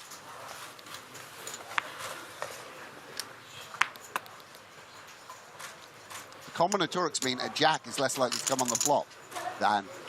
Well, combinatorics means that it's unlikely to be a jack in Saud's hand as well. By the way, But there one is. he's just trying to Make combinatorics a thing. No, he's just trying to make like the blockers are a real thing in a different word. One minute and yeah, 4, 5, 3. Their tactics are getting more advanced, Joe. PokerStars Strag says combinatorics is a branch of mathematics studying the enumeration, combination, and permutation of sets of elements and their mathematical relations that characterize their properties. That's you could have just asked me. I would have told you. Yeah. 850. 850, the raise. Oh no! Firing into the abyss. This obviously is a really good board for the big blind, but I think that Pilhofer will not sort of. He's taking a moment. I mean, not sort of what? Like he's just always shoving here, no? Yeah, that I thought he might just. Yeah, yeah. He won't be sort of worried about that as much. No, as, it's starting with 20 bigs. The bottom stack. I think that's. Not, You have less of a problem with that all in than the ace is all in. yeah, no. I just think that it's just much easier to pick a low queen or you need some interaction with the 4, 5, 3. I think. I can keep. I would just call there queen jack. Okay, the last 2 hand I had was really With good. the Queen of Hearts too. But that was the first 2. That's... So let's discuss that pocket aces hand for a second because as it was happening, it was like whoa, whoa, whoa, whoa, whoa. Why is he shoving so quickly? But you're sitting there with 17 big blinds in the small blind. The button opens. You don't have much of a flat range, do you? No, you do always just you 3-bet because you think like you have a bit of room to do that. Yeah. You should have some 3-bet I bluffs see off what you're 17 saying. He's bigs. got 17. Because like 20, you can find some 3-bet folds, but I feel like not a lot of people have that gear. Like Simon Matson might be finding you're the 17 right. big blind, king 9, small blind 3-bet. You make an absolute. I wasn't quite sensitized to the stack size. Yeah. And it doesn't surprise me that he shoved. Yeah. And actually, he did it in a very good way where it looked nonchalant. Yeah. So that's really good. I would 3-bet, but as you say, it's like you need to look like the kind of or set up the dynamic where you're the guy that will be. You're And I just you're think shrug it's- getting it in, yeah. Yeah, and I just think it would be more commonplace for on that 17 big blinds to maybe find some light 3-bet folds in the 200K buy-ins that you might play. But it's not so you see very often in main events. You're absolutely right. I'd forgotten that he'd like whittled down a little bit. Yeah.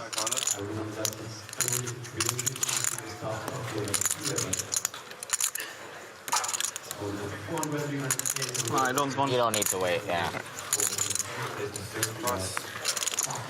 Hearing some announcements happening, I think this is going to be the last hand before the break, which is why.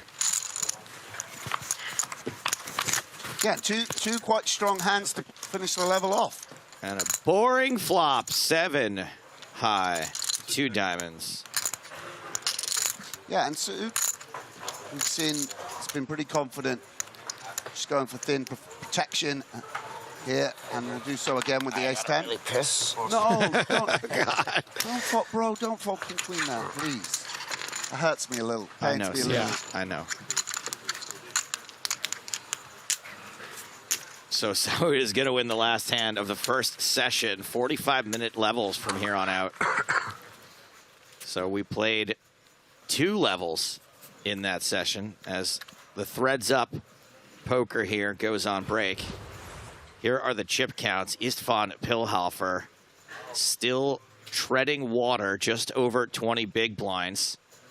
Antoine Saout with 50 bigs. A bit of distance between him and Sakuchi at this point. I was expecting things to be a little bit closer between them.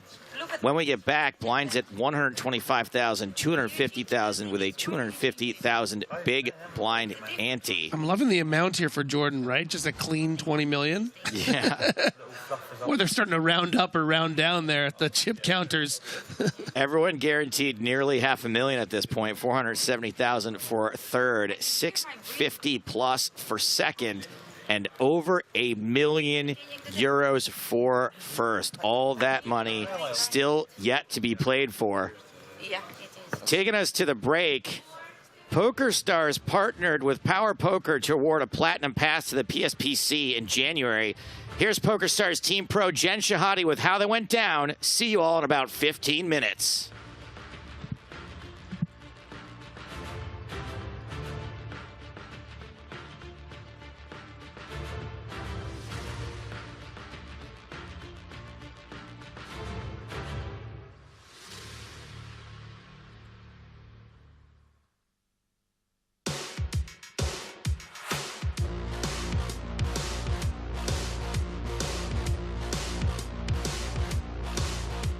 PokerStars and Poker Power teamed up for a ladies boot camp that culminated here in Prague with a platinum pass going to the winner. Concept was to take women who are relatively new to the game and really build them up from scratch with intensive lessons and then this incredible opportunity. And let me tell you, they really stepped up.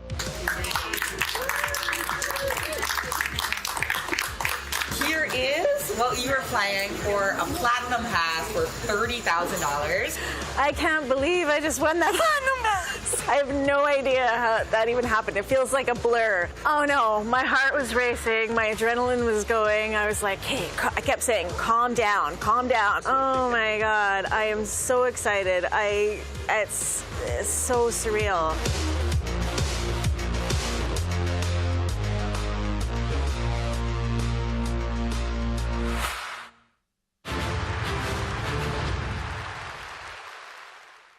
I started playing more online, consuming a lot more poker content, and then eventually had the crazy idea of starting up a stream and a YouTube channel myself.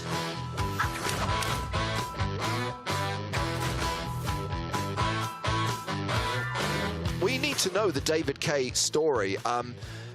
What is your origin story, David? Where did you come from? How did you get into poker? What is your background?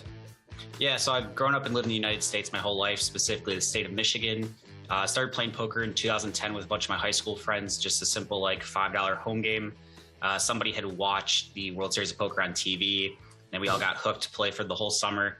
Eventually went off to college, started playing like small and micro stake tournaments online on PokerStars back when the US was in the player pool with everybody. Right before that had to go away, unfortunately. And from there, just kind of played mostly small stakes tournaments, and then eventually kind of transitioned into live cash games, which I got more into. That was about through 2020. And then obviously COVID changed the world and shut the world down, which is kind of where a lot of this like kind of started. So at that point, I started playing more online, consuming a lot more poker content. And then eventually had the crazy idea of starting up a stream and a YouTube channel myself. And then, just played mostly cash games, some tournaments from there. I still had a full-time job at the point and no plans of ever playing poker, doing content full-time. It was just like purely like a COVID lockdown project to do like the streaming stuff. And then it just picked up quite a bit. The regulation in the US was picking up, specifically in Michigan where I was at. And then probably like 13, 14 months later, I decided to go full-time with poker and content. And then a little over a year later, here we are officially signing with PokerStars, which is truly a dream come true. It's really exciting. I mean, that's obviously an incredible synopsis of many years. So let's just go back and pick out some of the key story points. Good call. When you say you transitioned into live cash games, forgive me for not really knowing about the live poker scene in most parts of America. Is that still in Michigan, or do you have to go kind of further afield to play live poker? It's still in Michigan. We don't have necessarily like the high stakes cash games for live. So there's a lot of like 1-2 or 2-5. So like the biggest cash game you could play is usually about $1,000 buy-in. For the most part, if you want to play like bigger stakes than that, there's a few places across the country for live poker, but Michigan's not really one of them for that. But it worked well for what I was doing at the time. Again, I was just playing for fun as a hobby. I took it serious, but obviously not like at a professional level. So it's not like I should be playing like high stakes at that point. But it was enough to, have me have like a really good hobby, make some side income on the side, and, just a overall great thing to do in my free time. What was it that you left behind when you decided to go to full-time streaming? Yeah, so for the 5 years previously, I'd worked in data. So basically job titles would be like data specialist, data administrator. So tasks could range anywhere from stuff as simple as like data entry, data integrity, up to more like complex stuff. They'd be like data analysis, data governance. So for 4 of the years, I worked with a manufacturing company. And then for 1 year, I worked with a medical board. I mean, this is a perfect background for being an online poker player. You're just a huge numbers nerd. Exactly. The data comes through quite a bit, especially when you're just doing like a lot of studying and like understanding and kind of like pattern recognition, I think is the biggest thing. So like when you see the numbers starting to tell a story, you jump to it right away. So there's definitely some crossover between the two for sure. Sounds like Severance when you say pattern recognition, where you're just like, oh yeah, the numbers will look scary to you, and you have to remove them. Okay, so studying, you're a bit of a student as well. You're not just out there clowning around. Would you say that your streams are more strategy based or personality based, or both? I would definitely say more towards the strategy based. I would say I'm like, when I'm playing poker, I would say I'm pretty serious. We still have fun in the Twitch chat, but I'm definitely like a very competitive person. And although I'm definitely not a perfect poker player, I try my best to do as good as I can. And, I do take the game very seriously and try to do the best. So I would say it's very strategy based, but, we like to have a laugh. A big thing on our stream is everybody loves to slow roll me. So that's a huge thing we like to do. And then, I get to slow roll some friends to stream back if they give me the green light. So, most of it's pretty serious strategy stuff, but we do like to have some fun as well. A couple of key questions to kind of get a sense of the state of things right now. We'll talk about poker in America in just a moment. Let's talk about the state of Twitch poker. And a lot of people are drawing attention to the broadcast that Lex did recently, where he talked very openly about how his relationship with Twitch has changed, his attitude toward Twitch has changed. Do you think, based on what he was saying there, that poker on Twitch has a future? Yeah, I think anything with content creation and Twitch and YouTube, it's still such a new genre. Like the idea that, Twitch has been around for, I'm not exactly sure, but it's within the last 10 years, I'd imagine. Yeah. That's still really new. There's not a lot of data to go back on. So in the new market like this, there's a lot of unpredictability. Like we don't know. Obviously, there's this scare for the moment with poker on Twitch, but, I think that part was, obviously you don't want that situation to come up to begin with, but I think in a odd way, kind of a win in the sense of that they recognize poker is different from other gambling games. Yeah. Correct. Which, so I mean, even though you didn't want that situation to happen with, the fact that they differentiated the two, I think is a massive win for poker. What it means on the platform going in the future, my guess is as good as anybody's. But I feel pretty confident that, if something were to happen with Twitch, there's other places to pivot live streaming content. It's a huge reason why I've been really active on YouTube, is in case something happens on the Twitch side, as long as YouTube content is making sure to kind of, not putting all my eggs in one basket in a sense, and just kind of diversifying within that sense, because there's so much unpredictability, really.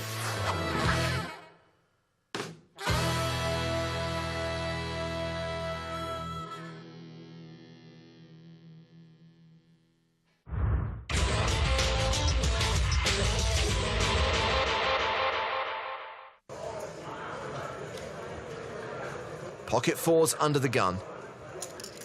He raises to 45,000. Finger and Trinovsky are folded.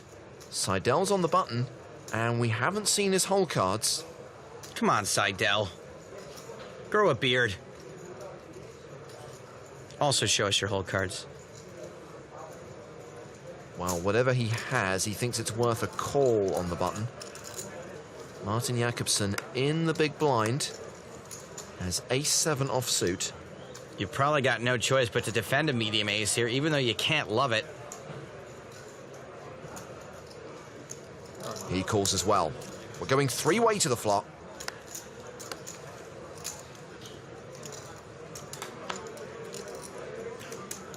And that flop has a 4 on it. A set for Coleman.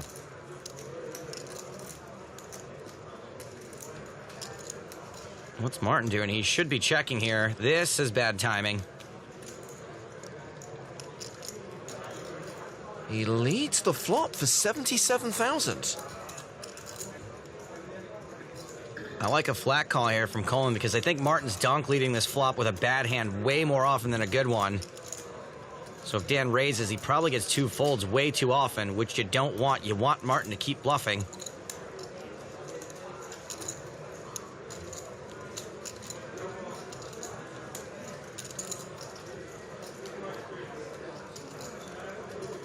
Coleman does just call.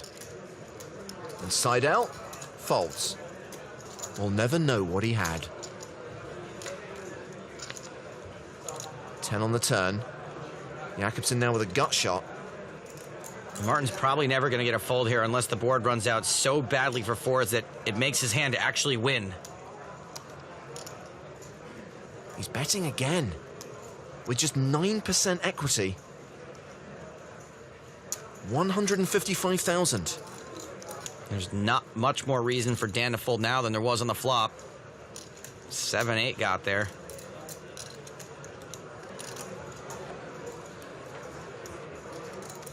Once again, Coleman just calls. 627,000 in the middle. 1 card to come. And that card is a king. A set of 4s are good. Yeah, I don't think Dan's ever folding. Hopefully Martin just gives up.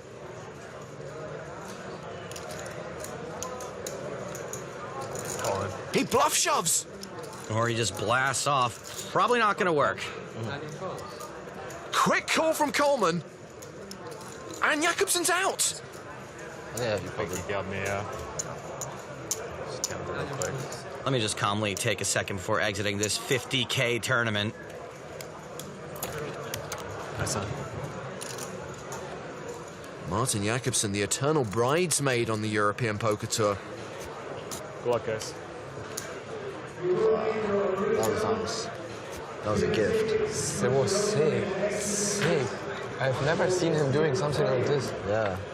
That was ambitious. Huh? That was ambitious. You don't need to do stuff. Well, Joe, it's time for you to step inside Urbanovic's brain. We're going to sweat with Dimitri on this hand. Looking forward to it. This kid could do anything except have a legal drink in America. Well, he's raised with 8-5 of spades.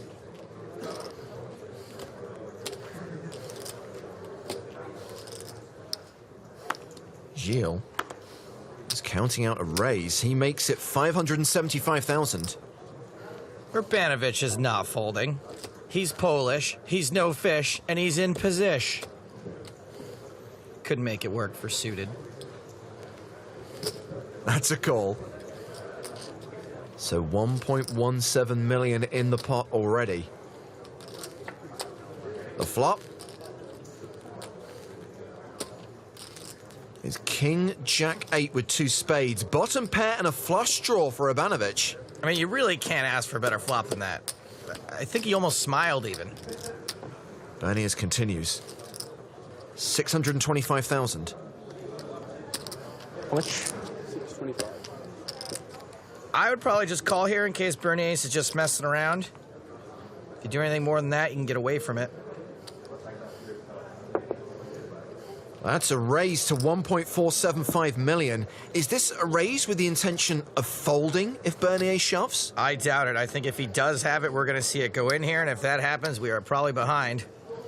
What do you think, Sven?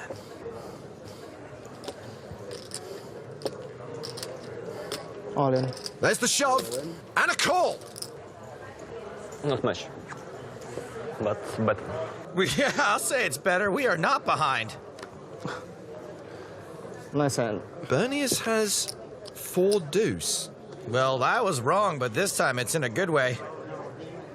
Yeah, I don't get it either, guys. You better tell your boy to geel out. Well, the turn is a 7. That means Bernius is drawing dead. Nice hand. Thank you. Abanovic doubles up and reclaims the chip lead. I think Bernier's lack of experience is starting to show. Come on, 4 deuce. Love the attitude, though. You're going to be rich either way. At least everybody knows now that I'm fish, you know? Don't worry, dude. Dimitri's a 20-year-old millionaire. He thinks everybody's a fish. Makes it 64,000 to play. He has ace deuce offsuit. Vanessa Selbst has 7-5 suited. This would be an awfully light call, so I think typically if Vanessa's playing this hand, she's 3-betting it. No, she's calling. String calling. Siva folds the button. Gruesome in the small blind will also pass. Antonio gives up the big blind. We're off to the flop. And it's Jack 4 deuce with 2 clubs. Pretty good flop for Doc. Pairs his kicker, has the backdoor flush draw, got the wheel draw. He continues for 84,000. Now Vanessa's gonna go for the raise when she's missed completely. Interesting. 233,000 total. Presumably because she just called last time before the flop with a huge hand. Hey Miranda, this is what it looks like when your fiance punts. Doc is going nowhere. He calls the raise. And with 659,000 in the middle, we're off to the turn, which is the queen of clubs. Sands now with the nut flush draw to go with his pair, albeit bottom pair. Such a good card for Doc, and subsequently a terrible one for Vanessa to continue her bluff. Sands has checked to her. Oh boy, it's 4th and 25, and Vanessa is bringing in the kicker.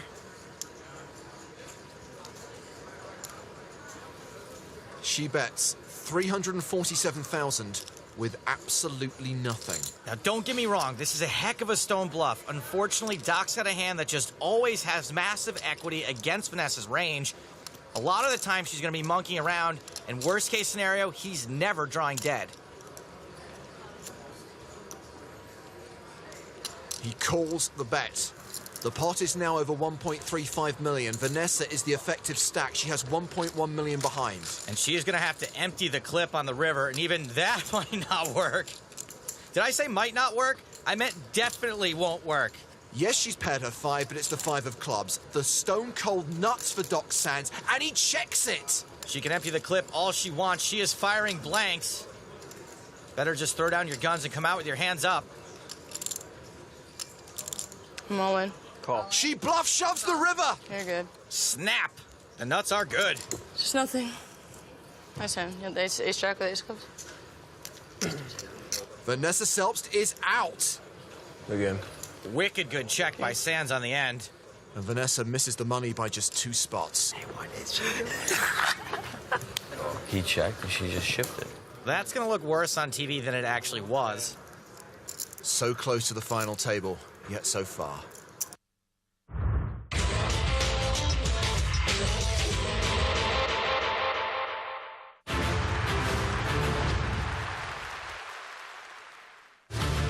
Hello, my babies, and welcome back to the PokerStars European Poker Tour. Live coverage from EPT Prague 2022, the main event final table from Kings Casino inside the Hilton Prague. Started today with 4 players, and we are now still threads up. Istvan Pilhofer, Antoine Saout, and Jordan Sakuchi being the 3 players on the felt. And the 3 players in the booth, I am Joe Stapleton. To my left is Nicholas Walsh. Hello, hello. And to my right is Sam Grafton. Hi. A man of few words in this case. He'll be saying more later on. I know. Before we went to break, we saw Istvan Pilhofer double up once from an 18 big blind stack, has now dwindled down back to 21 at this new blind level, which is 125, 250, 250. Jordan Sakuchi still on top. Saud had the chip lead for a little while here and there, off and on, but Sakuchi has reaffirmed his dominance with 20 million in chips. Yeah, I mean, he's been the chip leader for the majority of this final table, right? Been in the as you say, in the dominant position. And still the favourite to take down that huge €1 million first prize. It's just always good to see 7 figures up top in one of these things. Really huge numbers. 2, 4, 5, 2, 4, 5, 6. No talk of deal has taken place yet, and I assume that if there were to be talk of deal, it's probably not happening with Pilhofer in this bad of shape. Yeah, I think Antoine is going to feel very confident three-handed here. I would be surprised if he looked to do a deal with these guys. That's just my take on it. Just we imagine the pedigree of someone that's made it to the World Series final table and been under this kind of pressure before. And very few players in the world are as experienced as Antoine. So while he's still got chips, he'll really fancy his chances. 250 and 250. Yeah. All right. Dealer has asked for some blinds. That means we're getting back underway. Wow. And cards are in the air for hand number 67 of our final day of coverage from EPT Prague 2022. There's only been 67 hands in the whole EPT. That's the correct number. Oh, like more. And Pilhofer folding the button there. Queen 7 of hearts on the tighter side. Obviously looking at some of the bigger stacks behind him. Doesn't want to get mixed up. Little blind v blind action now. Sakuchi, King 3 of hearts. Just gotta double check. Double checking the call. Excuse me, it is a raise after all. 550. We only know one of Saud's cards, the 4 of hearts.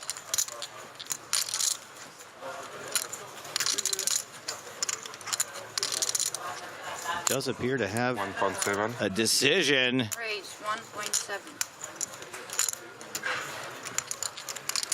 I feel like it's the ace of clubs. Huh. And Saud picks up a very nice pot right off the bat, adding more than $500,000 to his stack.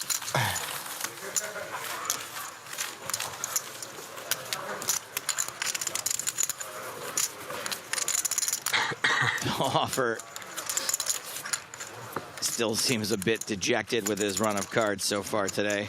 Yeah, it's just important you remember where you are. This is a great situation to be in. Three-handed.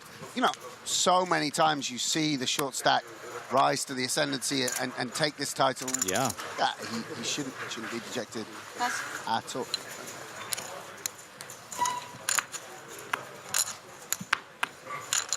Deuces for a Saud. Yeah, and probably just play this as a shove. Would imagine. Does shove into the 20 big blind stack. And Pilhofer makes the call with ace-9. We're flipping potentially for third place.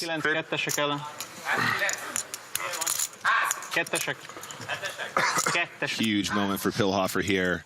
Absolutely a shove every time for Saud. Absolutely a call every time for ace-9. Pretty standard spot, blind v blind, three-handed. Like soccer versus football. One of these two things has a slight mathematical advantage. That's right. I know, it just sounds like I know that's how you say it, but it sounds like it. Yeah. Big day for France all round. That's right. I'm glad Sakuchi's just as immature as I am hearing people yell ass. I love it, it's funny.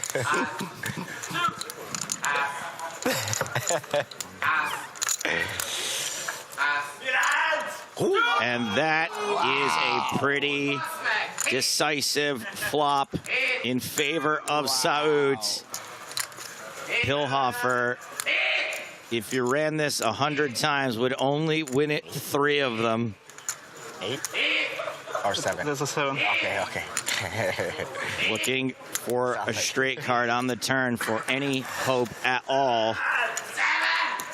turn is a full house for Saud. That is it for Pilhofer. Yeah, GG, sir. Nice play with you. Huge achievement to come third in an EPT. Lot of money locked up. My friend. The Hungarian hotelier should hold his head high. Want to play it out? Sorry? You want to play it out? Well, just a moment of silence in commentary to let that alliteration That was a resonate. sick alliteration, by the way. Ocean. Yeah. 470,000 euros The best players for the former pro. a bit of money. Do you want to give a bit, or you want to do just chips? You want to go through chips and then play for the trophy? How does it work? No, I want extra. So you want what? Extra money. If we do a deal, I will take a bit more. This might be a foreign concept to Jordan Sakuchi. Yeah. No problem. Talking about a deal, and Antoine's saying, If you want to talk, you have to do it on cameras because it's part of the Yeah, I know. Okay, that's No problem, no problem. Antoine wants a little bit more due to his experience Yeah. and his perceived skill level. Look, Antoine's like, I know how this works. I'm going to move the chair over there. It's not my first rodeo. He's like, camera 3, you're in the wrong position. Yeah, director, could we get the lights up a little bit here? Yep. Okay, so the chip count is confirmed for the... Which box do you say he's going to use? How much chips do you have? 7. So he already knows. He already knows which box they're This using. is like a little behind-the-scenes episode of the PokerStars broadcast. We're getting TDs. We're getting discussion. Love this. Awesome. Yeah, Anton's going to drop in. He's going to be like, when I was at the World Series final table with Phil Ivey, I also discussed a deal. Then when I was there the second time, Look, guys, Antoine really needs to see that World Cup. So if we could just get into box number 7 right now and get this kicked off, that'd be fantastic. If you want to do a deal, I want more. Anyway, let's carry on. Go. Okay.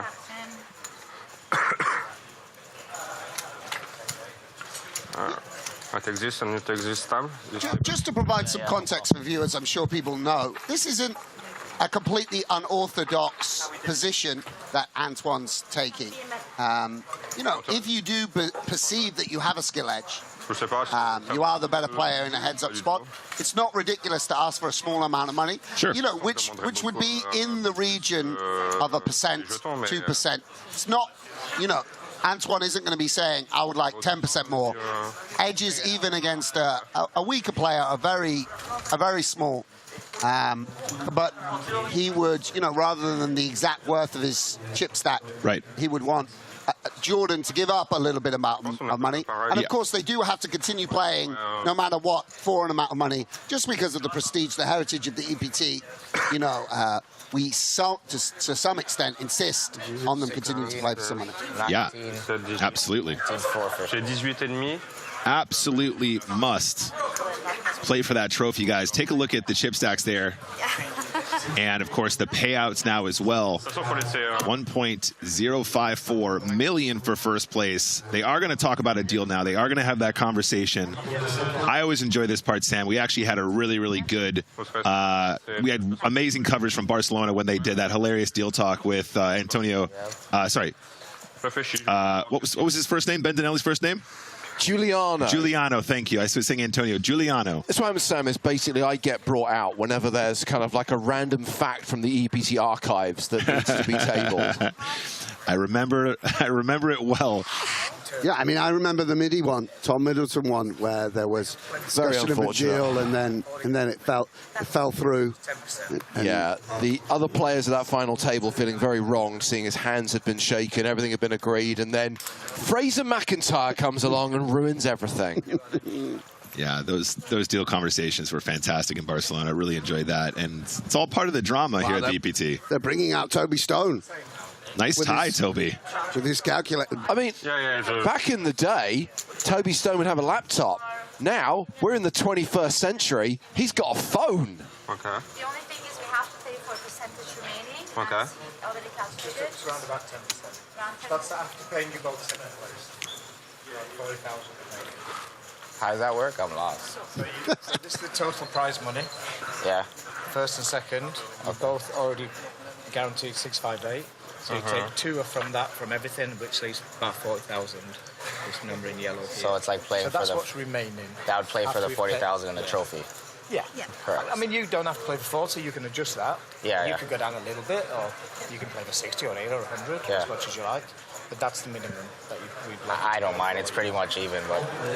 Yeah, but so 40, what does it mean? You have this number? Yeah. One, so it's 8 for... What would the actual number be? Split and 8? So you want the... No, just LCM? for the moment, yeah, just to see, and after... somewhere? Because, I don't know. Yeah, and so they're going to start off by getting, I mean, chips and ICM are exactly the same at this point, but they're going to find out how much their stack is worth each. Okay with that. And that's going to be the figure that you would sort of settle on if you were exactly evenly matched. And then Antoine has indicated he may ask for Scamucci to give up. Yes. Scamucci to give up a little bit of money. So You can bring someone to the table, but you have to have the... I mean, John Scamucci highlighted, Sam, that it's pretty even. There is an argument for basically saying whatever prize money you decide to deal with, just chop it in 2, and then the question's about what you're still playing for. He's only a million. Yeah, so a few things. But look at this, they're allowed 1 consultant brought in. 40,000, so we play... We split the money. Phone a friend. 40 in a trophy. Yeah, I'm okay with that, but yeah, it's up to him. It's quite nice to bring in, you know, there's a lot of emotion around when you're playing and you're deep in it, to get a little bit of advice from someone who's a bit more objective. He's only up by 1 million? I'm up by 1 million. Yeah, as you already said, though, Sam, Saud probably does have a considerable edge at this stage, especially having seen slightly tighter, more passive play from his opponent on this final table so far. And obviously, heads up, you need to be so much more willing to play a wider range. You know, it really does not... Like, I'm not sweating it. Help to not have that wider range of play once you get to this stage in the tournament.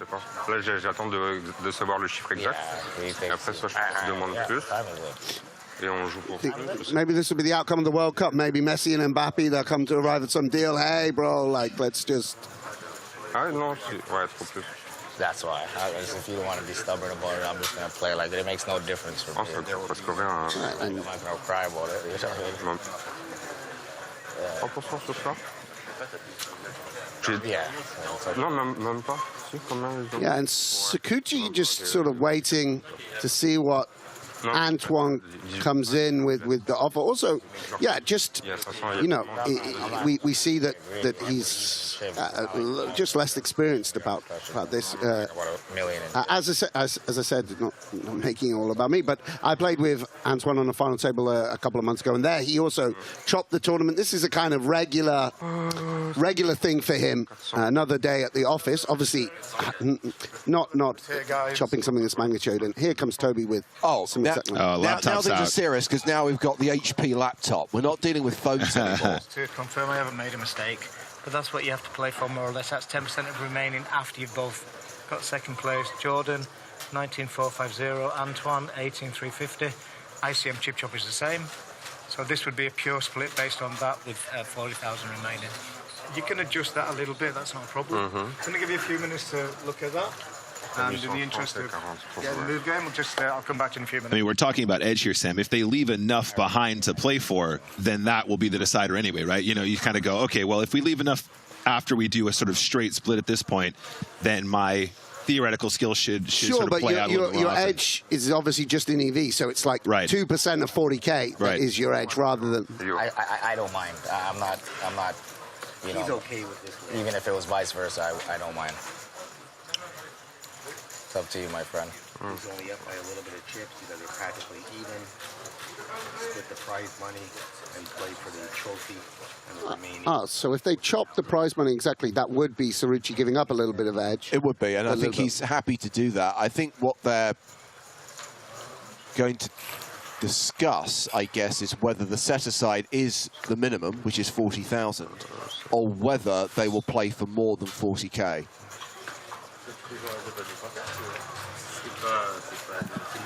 C'est ce que je réfléchis, ou 150. Là, il y a déjà 70, si on prend genre 800 chacun, ça ferait 73 à jouer. Ou alors, on peut faire 125, donc 73. There will come a point, by the way, and I know that some people watching are like, get on with it. There will come a point when Toby will say words to that effect and say, you need to make a decision. Either you're doing a deal or we're playing on, but we can't stand here forever. Yeah, Toby's good at that. He has to crack the whip once in a while. We saw some of that in Barcelona, in fact. That went on for some time, that deal negotiation. Ok. Ah, j'ai oublié les 40 là. Ou 800. 800 chacun et ça fait 100 à jouer. Yeah, absolutely. And of course, on the other side of it, you know, this is real money that these guys are chopping up, and a lot of it. To pay for something, so I'm seeking out the number. Maybe we can take 8 each and pay for the like 140, I think. There you go. If that's what you want to do, that's fine. 8 each and play for 140 instead of this? Yes. 70. I think it's going to be about 112, 100. Well, no. So they're saying lock up 800k each. 73. And then they're going to be playing for like near enough 3 times the minimum. Yeah. Like 140k, is that what he said? No, Something it's not going to be. There's not 140. It's going to be like close to 112. Okay. Ah, yes, yeah, no, it's Why yeah, don't you guys just make it a cool 100,000 play for in the trophy? That way the numbers is very simple. If you want, it makes it easier. I can change that 40,000 to what you want to play for, and then these numbers are going to be correct again. If that makes it easy for you, trying to make the deal, I can just change this to 100,000. Ouais, non, mais après on va le changer, t'inquiète. He's just saying, take all the difference on the balance, 800 each flat, which is okay. And then change this number right here. No, but he's saying 8, 42 plus 70 is 73 and change. Add that to that, so the balance will just. Quite sick to see two guys just chopping up 1.5 million or whatever it is. It's quite an amazing. It's about 1,713,000. Yeah, it's just. I'm kind of dreaming.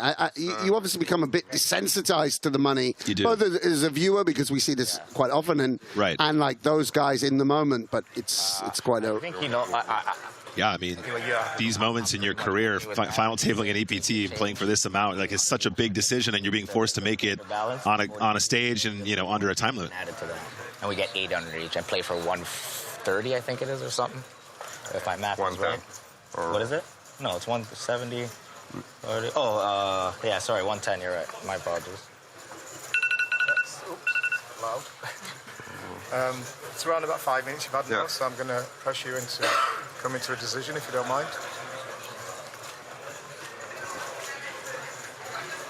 Are you okay to give a bit more? Brother, yeah, no, like... listen. What's a bit more? Just 15K. Okay, on top of this? Wow. So his advisor stepped in. I think he wants 15,000 more. I don't get why, but just I'm willing to take your balance and play for it. Like 15,000, brother. This is 800. Okay. So why we squeeze each other for 15,000? 8 and then take the balance and throw it there and we pay for it. So Okay, deal agreed, guys. What do you want to do so we can just check those cards? So they are going to take 800,000 euros each, and we pay for the and they're still going to be playing for 113,250. That is not an inconsiderable amount of money, Sam. Yeah, absolutely. First prize in a lot of tournaments here, even at the EPT. Play for the rest. Correct. Okay. All right. And I think this makes 800 each. Play for the rest. makes some sense. Antoine's got a little over the worth of his stack.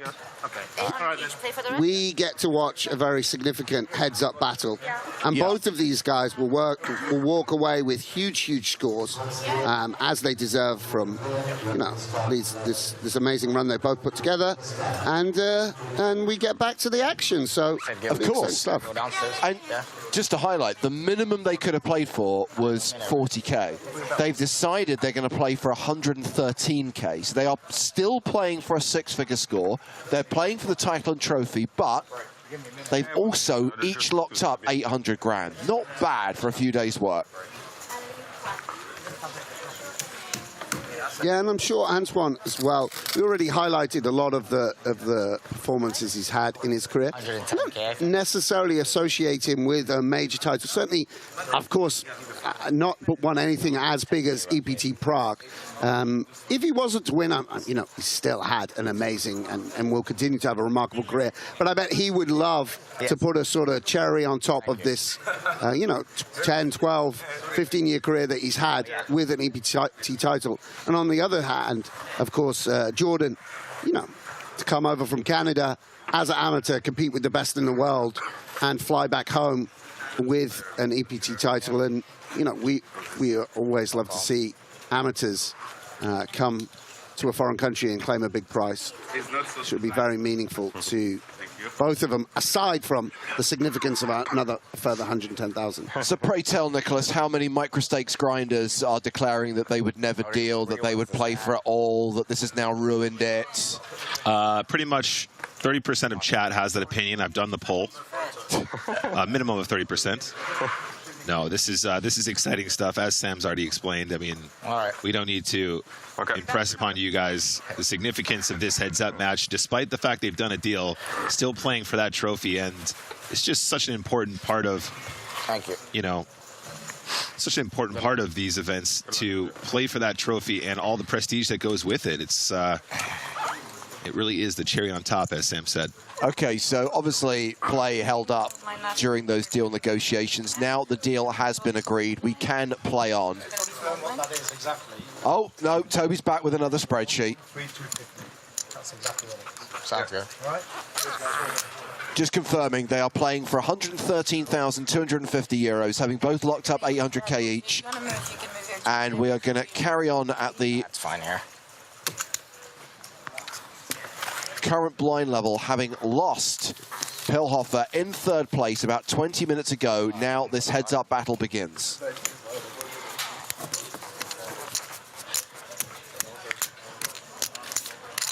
Yeah, and pretty deep stacked as well.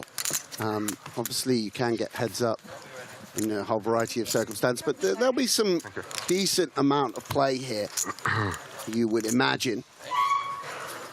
I love that, John on Twitch. They can have a laugh now. I mean, I don't know the last time you played heads up for 100k, but I'd still be taking it relatively serious. Yeah. I mean, of course, some of the tension is released. Yes, just of because, of course. You know, during the final, maybe I just speak for myself, but you kind of avoid thinking about just quite how much money you're playing for, and then when the deal is done, you realize, okay, I've achieved a lot here. 100k, yeah, is indeed a lot of money, though. And of course, that EPT title, I mean, it really is something you always remember about. And Anton going to go on, yeah, calling the raise with five deuce. Yeah, makes sense. So ace, ace, 8 on the flop, with so defending with 5 deuce. Sakuchi ahead right now with king high.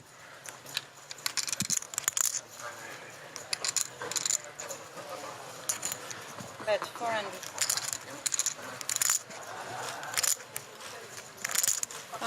A bet and a fold. Sorry. And Sakuchi moves over the 20 million mark. Confirmation of the deal agreed. The advertised payouts were a milli, 658k for the runner-up. Both have locked up 800 grand. Playing for the trophy you can see in the center of your screen, plus 113,250 euros.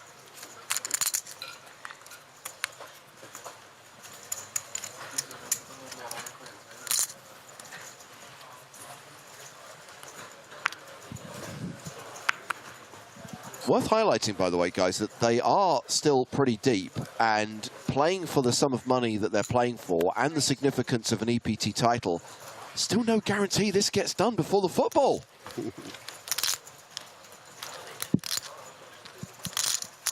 I wonder if Anton will start turbo acting as the impending kickoff approaches. Yeah.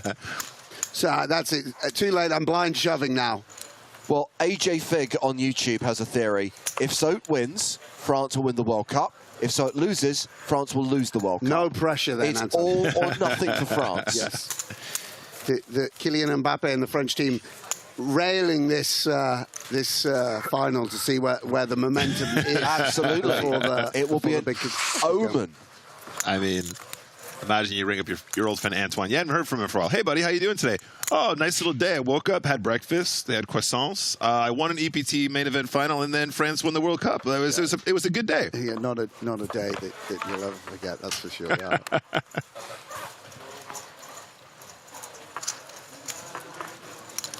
Look at this from the graphics team. It's both the small blind and the button. That is correct. I haven't seen it like that before.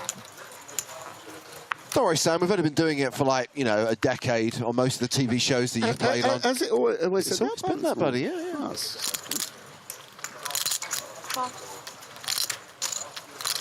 Wow, so with some much wider defense here, Sam. So far, we've seen the 5 deuce off. Now Jack 3 off. Yeah, I think it's okay. I mean, what are the blinds? It's 200K blind or 250? Was it just a straight min? Yep, straight min. Yeah, I think that makes sense. I mean, what a flop, by the way, for the 10-8 of spades. Sakuchi started off with king-queen. Now a straight flush draw. Had pocket kings and got it done pretty quickly. And yeah, we're still at the 125,000, 250,000 blind level, with most of this level still to play. He's going to have to be careful against Antoine. I believe that he opened slightly larger with the king-queen. Just, got to remember he's playing against a very, very astute, live pro. Obviously, Antoine does played with him on Stars, decent amount, but primarily known for his live exploits. Yeah, those subtle differences will quickly become a sizing read if he's not careful. Sizing tell, I should say. Cool. Little limp on the button here for the Jack 4 off. And Sakuchi going to check behind in the big blind 5-4 off. King 10-7 on the flop. Jack high still the best hand. Check.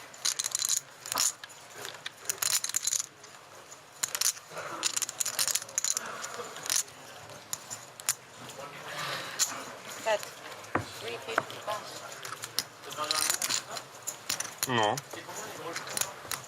C'est quoi, les blindes 500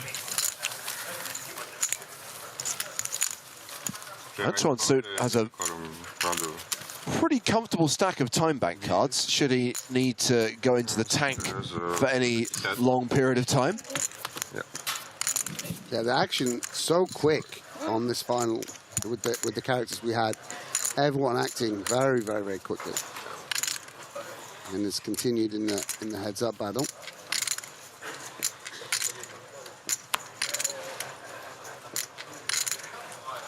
Sakuchi now with the ace-5 off on the button.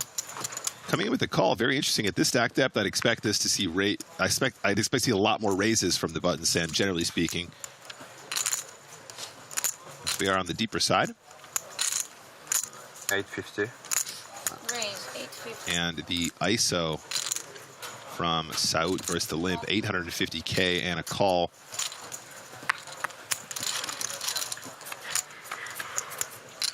Sakuchi with the best hand pre and the best hand post. Pairs his ace. Yeah, Sakuchi having played this hand very unconventionally, Sam, I do expect that we're going to see Saud repping that ace now. Probably not going to put as much ace-X in Sakuchi's limping range at this stage in the tournament, at this effective stack depth. Cool.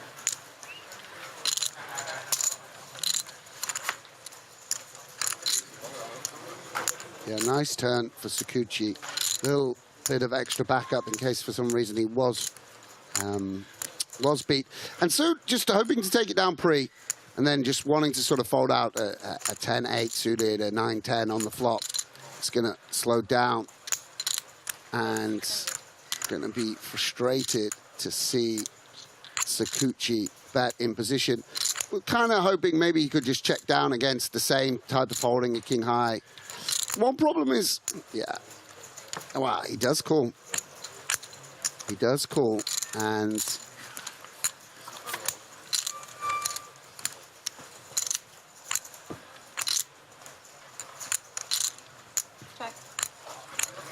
checks it. And Sakuchi, really nice from Sakuchi to to have a sense of exactly where he is in the hand. This is, you've got to be a little bit careful about opening out the action to potential check raises for such a small size. But he is correctly value betting. And if Suit doesn't think that he can value bet an ace or doesn't have, then, you know, not good to have the 7 of hearts in hand, but does he just beat a hand like 6-5 of hearts? Right. Or, exactly, you know, 5-7 of hearts, Jack-9 of hearts. That's why Antoine is having a little think here. Right. I think we just have like 2 kings, let's say, would be, or king 3, just to sort of making those 7-5 suited, 7-9 suited just a little bit more clean, a bit more like, again. But it's a real thought. And Antoine also going to just have a look at his man and make an assessment. It's really conflicting on the river, right, Sam? Because I feel like you are beating the flush draw still, and given the fact he played his hand as a limp pre-flop, he's kind of not repping an ace. He's getting an insane price. Exactly. As well. But then also I was going to say that smaller sizing on the river doesn't scream bluff, doesn't it? It doesn't exactly scream, I've got 6-5 of hearts and I really want to fold. So very, very tricky spot. I totally appreciate why the call was there. And, yeah, fair play. And the gap is widening. Absolutely. That's a very significant gap all of a sudden, by the way. I know he started as a slight chip favorite, but 24 to 13. Putting some distance between them, and 100 big blinds, a lot of comfort in that stack. And you know, this is. Do you like Chanel? Sorry? Do you like Chanel? You Yes. do? Where is this going? After I want to turn the Chanel store into a hangout, all right? Drink some champagne. Oh dear. Well, let's get back to the strat for a moment. please do. Yeah, I mean, Antoine, we've, you know, of course, have spoken a lot about his by the way, experience, his confidence, and such like. And but you know, deviated a little bit, raising, you know, a hand which I think a lot of players would be comfortable to just check back. And got himself in a little bit of a pickle. It does show some of the downsides to trying to, you know, walk on water and do unorthodox things. And again, Anton on the wrong end. Wow, very confident to check raise, top pair, without any backup. And Anton will continue with the 4. Not loving it.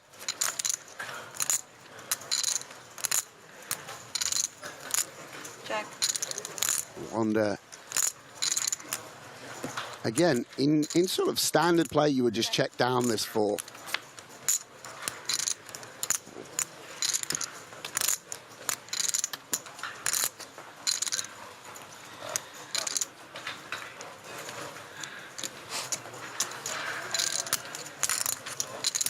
Again, this is just going to look a little strange to Suit. I think he'll just fold with just the bottom pair. But another part slides in Sakuchi's direction.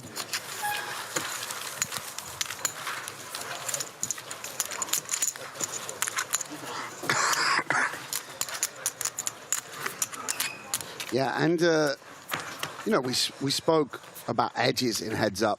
One of the reasons you just can't ever have a big edge is if your opponent makes 2 pair, top pair each and every time. I mean, the variance is just absolutely insane here. I don't think Anton could have won any of these hands. Like, no one's ever folding ace-5 on ace-deuce-deuce-3. No one's folding queen-7 on king-queen-jack 7-4. You know, you're just making the second best hand. It's very, very hard. Yeah, just really hard to get away from some spots when you get heads up, right? You know, otherwise you just get exploited too frequently. When we see these heads up situations, you make a middle pair, your opponent has top pair, you're just doing chips every time, you know, very frequently. And here we go, it continues. Check. Best hand pre-flop, best hand on the flop. Making it look so easy right now. Yeah, and also when you're faced with such, I mean, obviously the ace-5 did go to showdown. When your opponent's raising up and then betting, you think, okay, am I just getting bluffed every hand? I mean, what's going on? But yeah, Sakuchi having it every time. Sakuchi just having a really stellar final table here. Had so many nice spots. And a couple lucky ones go his way as well. And now has better than a 2-to-1 advantage over Antoine Sote, who's dropped down to 11.4 million. Wow, that really went quickly. I mean, still, of course, 40 big blinds, which is relatively deep, and again allows you. Right, 7 plus. Snap fold from Jordan. I wonder what he had there.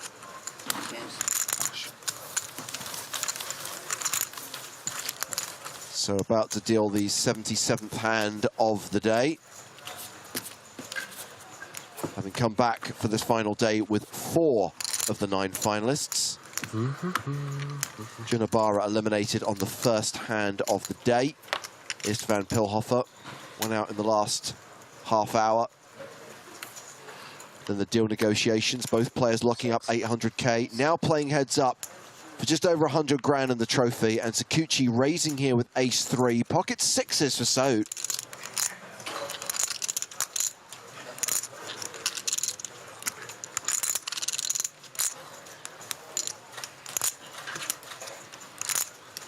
Right, 2 million. And Sote re-raises to 2 million.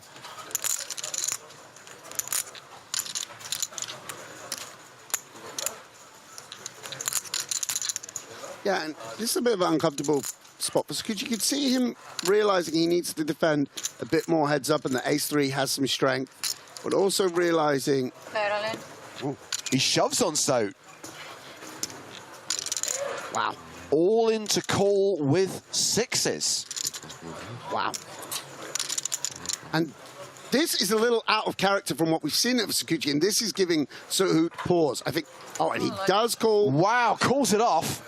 And so, a favourite to double up through Sakuchi and change the momentum in this heads-up battle. Sote a 70% favourite here, and just hoping that there isn't an ace on the desk. Yeah, and an ace would just win this right now for Jordan. It would indeed.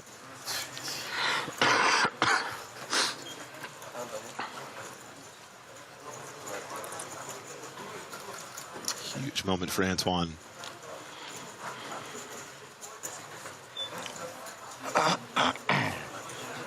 Sakuchi has been running pretty hot.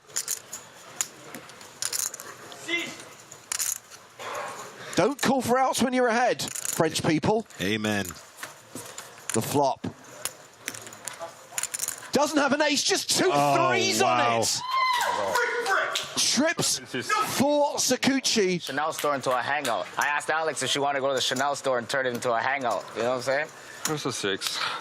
Sakuchi now nearly a 9-to-1 favorite to win it right here, right now.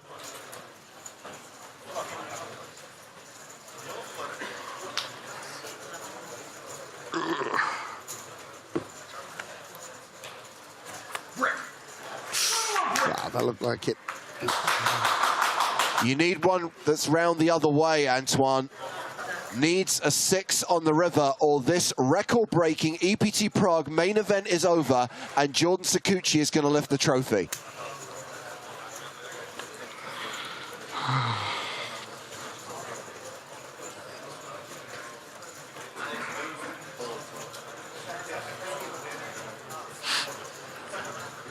The river card. It's another 9. It's a boat for Sakuchi, and he scores victory.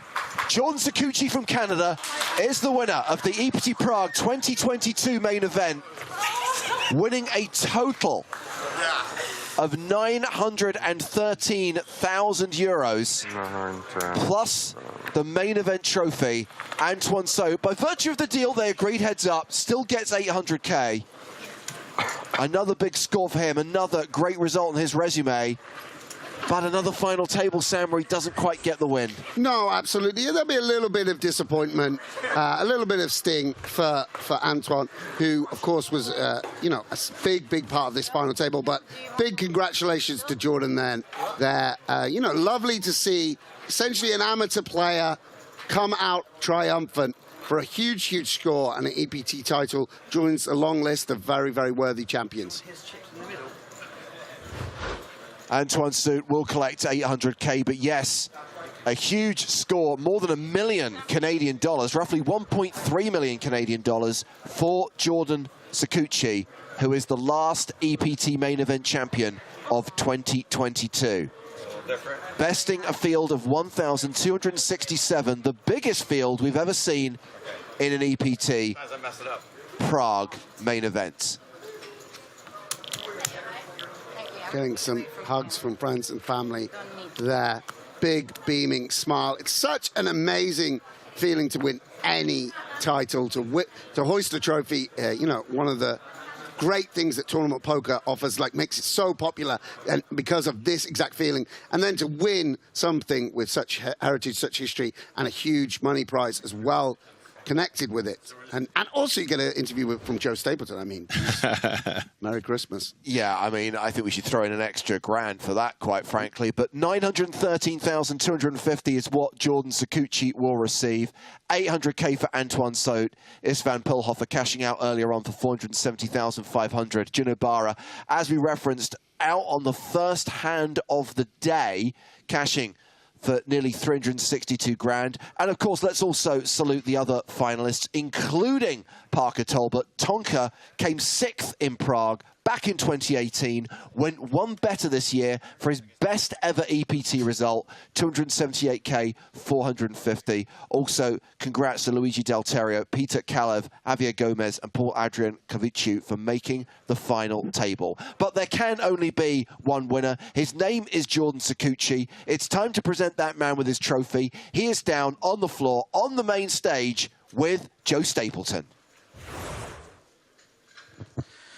Jordan, I heard that last time you were in Prague, things didn't exactly go very well for you. It seems like things maybe went better this time? Yeah, sure did. Last time wasn't, I had a bad run, but this time it was better.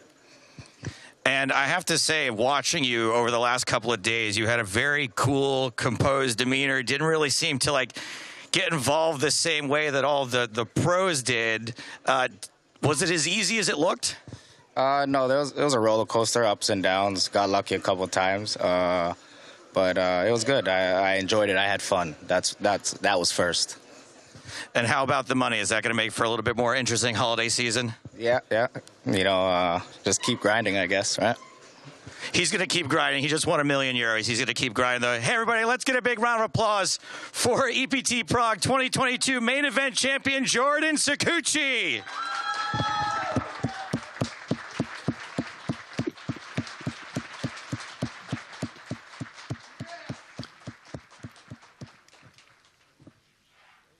Congratulations to Jordan Sikuchi, and that will close out EPT 2022. A reminder that you should play the EPT Prague Mini main event later on, which will award an EPT Paris package. That will be the first stop of EPT 2023. However, before that, we will be in the Bahamas. January the 25th is when we are next live on the PokerStars Twitch and YouTube channels. That is when you can watch 10 days of live coverage of the PCA main event and the second PokerStars Players No Limit Hold'em Championship. And I'd like to highlight, we did it! Near enough a full 2 hours before face-off on the soccer felt. So we will see you in the new year. In the meantime, have a fantastic Christmas and New Year. Hope you've enjoyed our coverage from here in the Czech Republic. From Sam Grafton, Nick Walsh, Griffin Benja, Maria Ho, Joe Stapleton, and me, James Hartigan, it's good afternoon from Prague.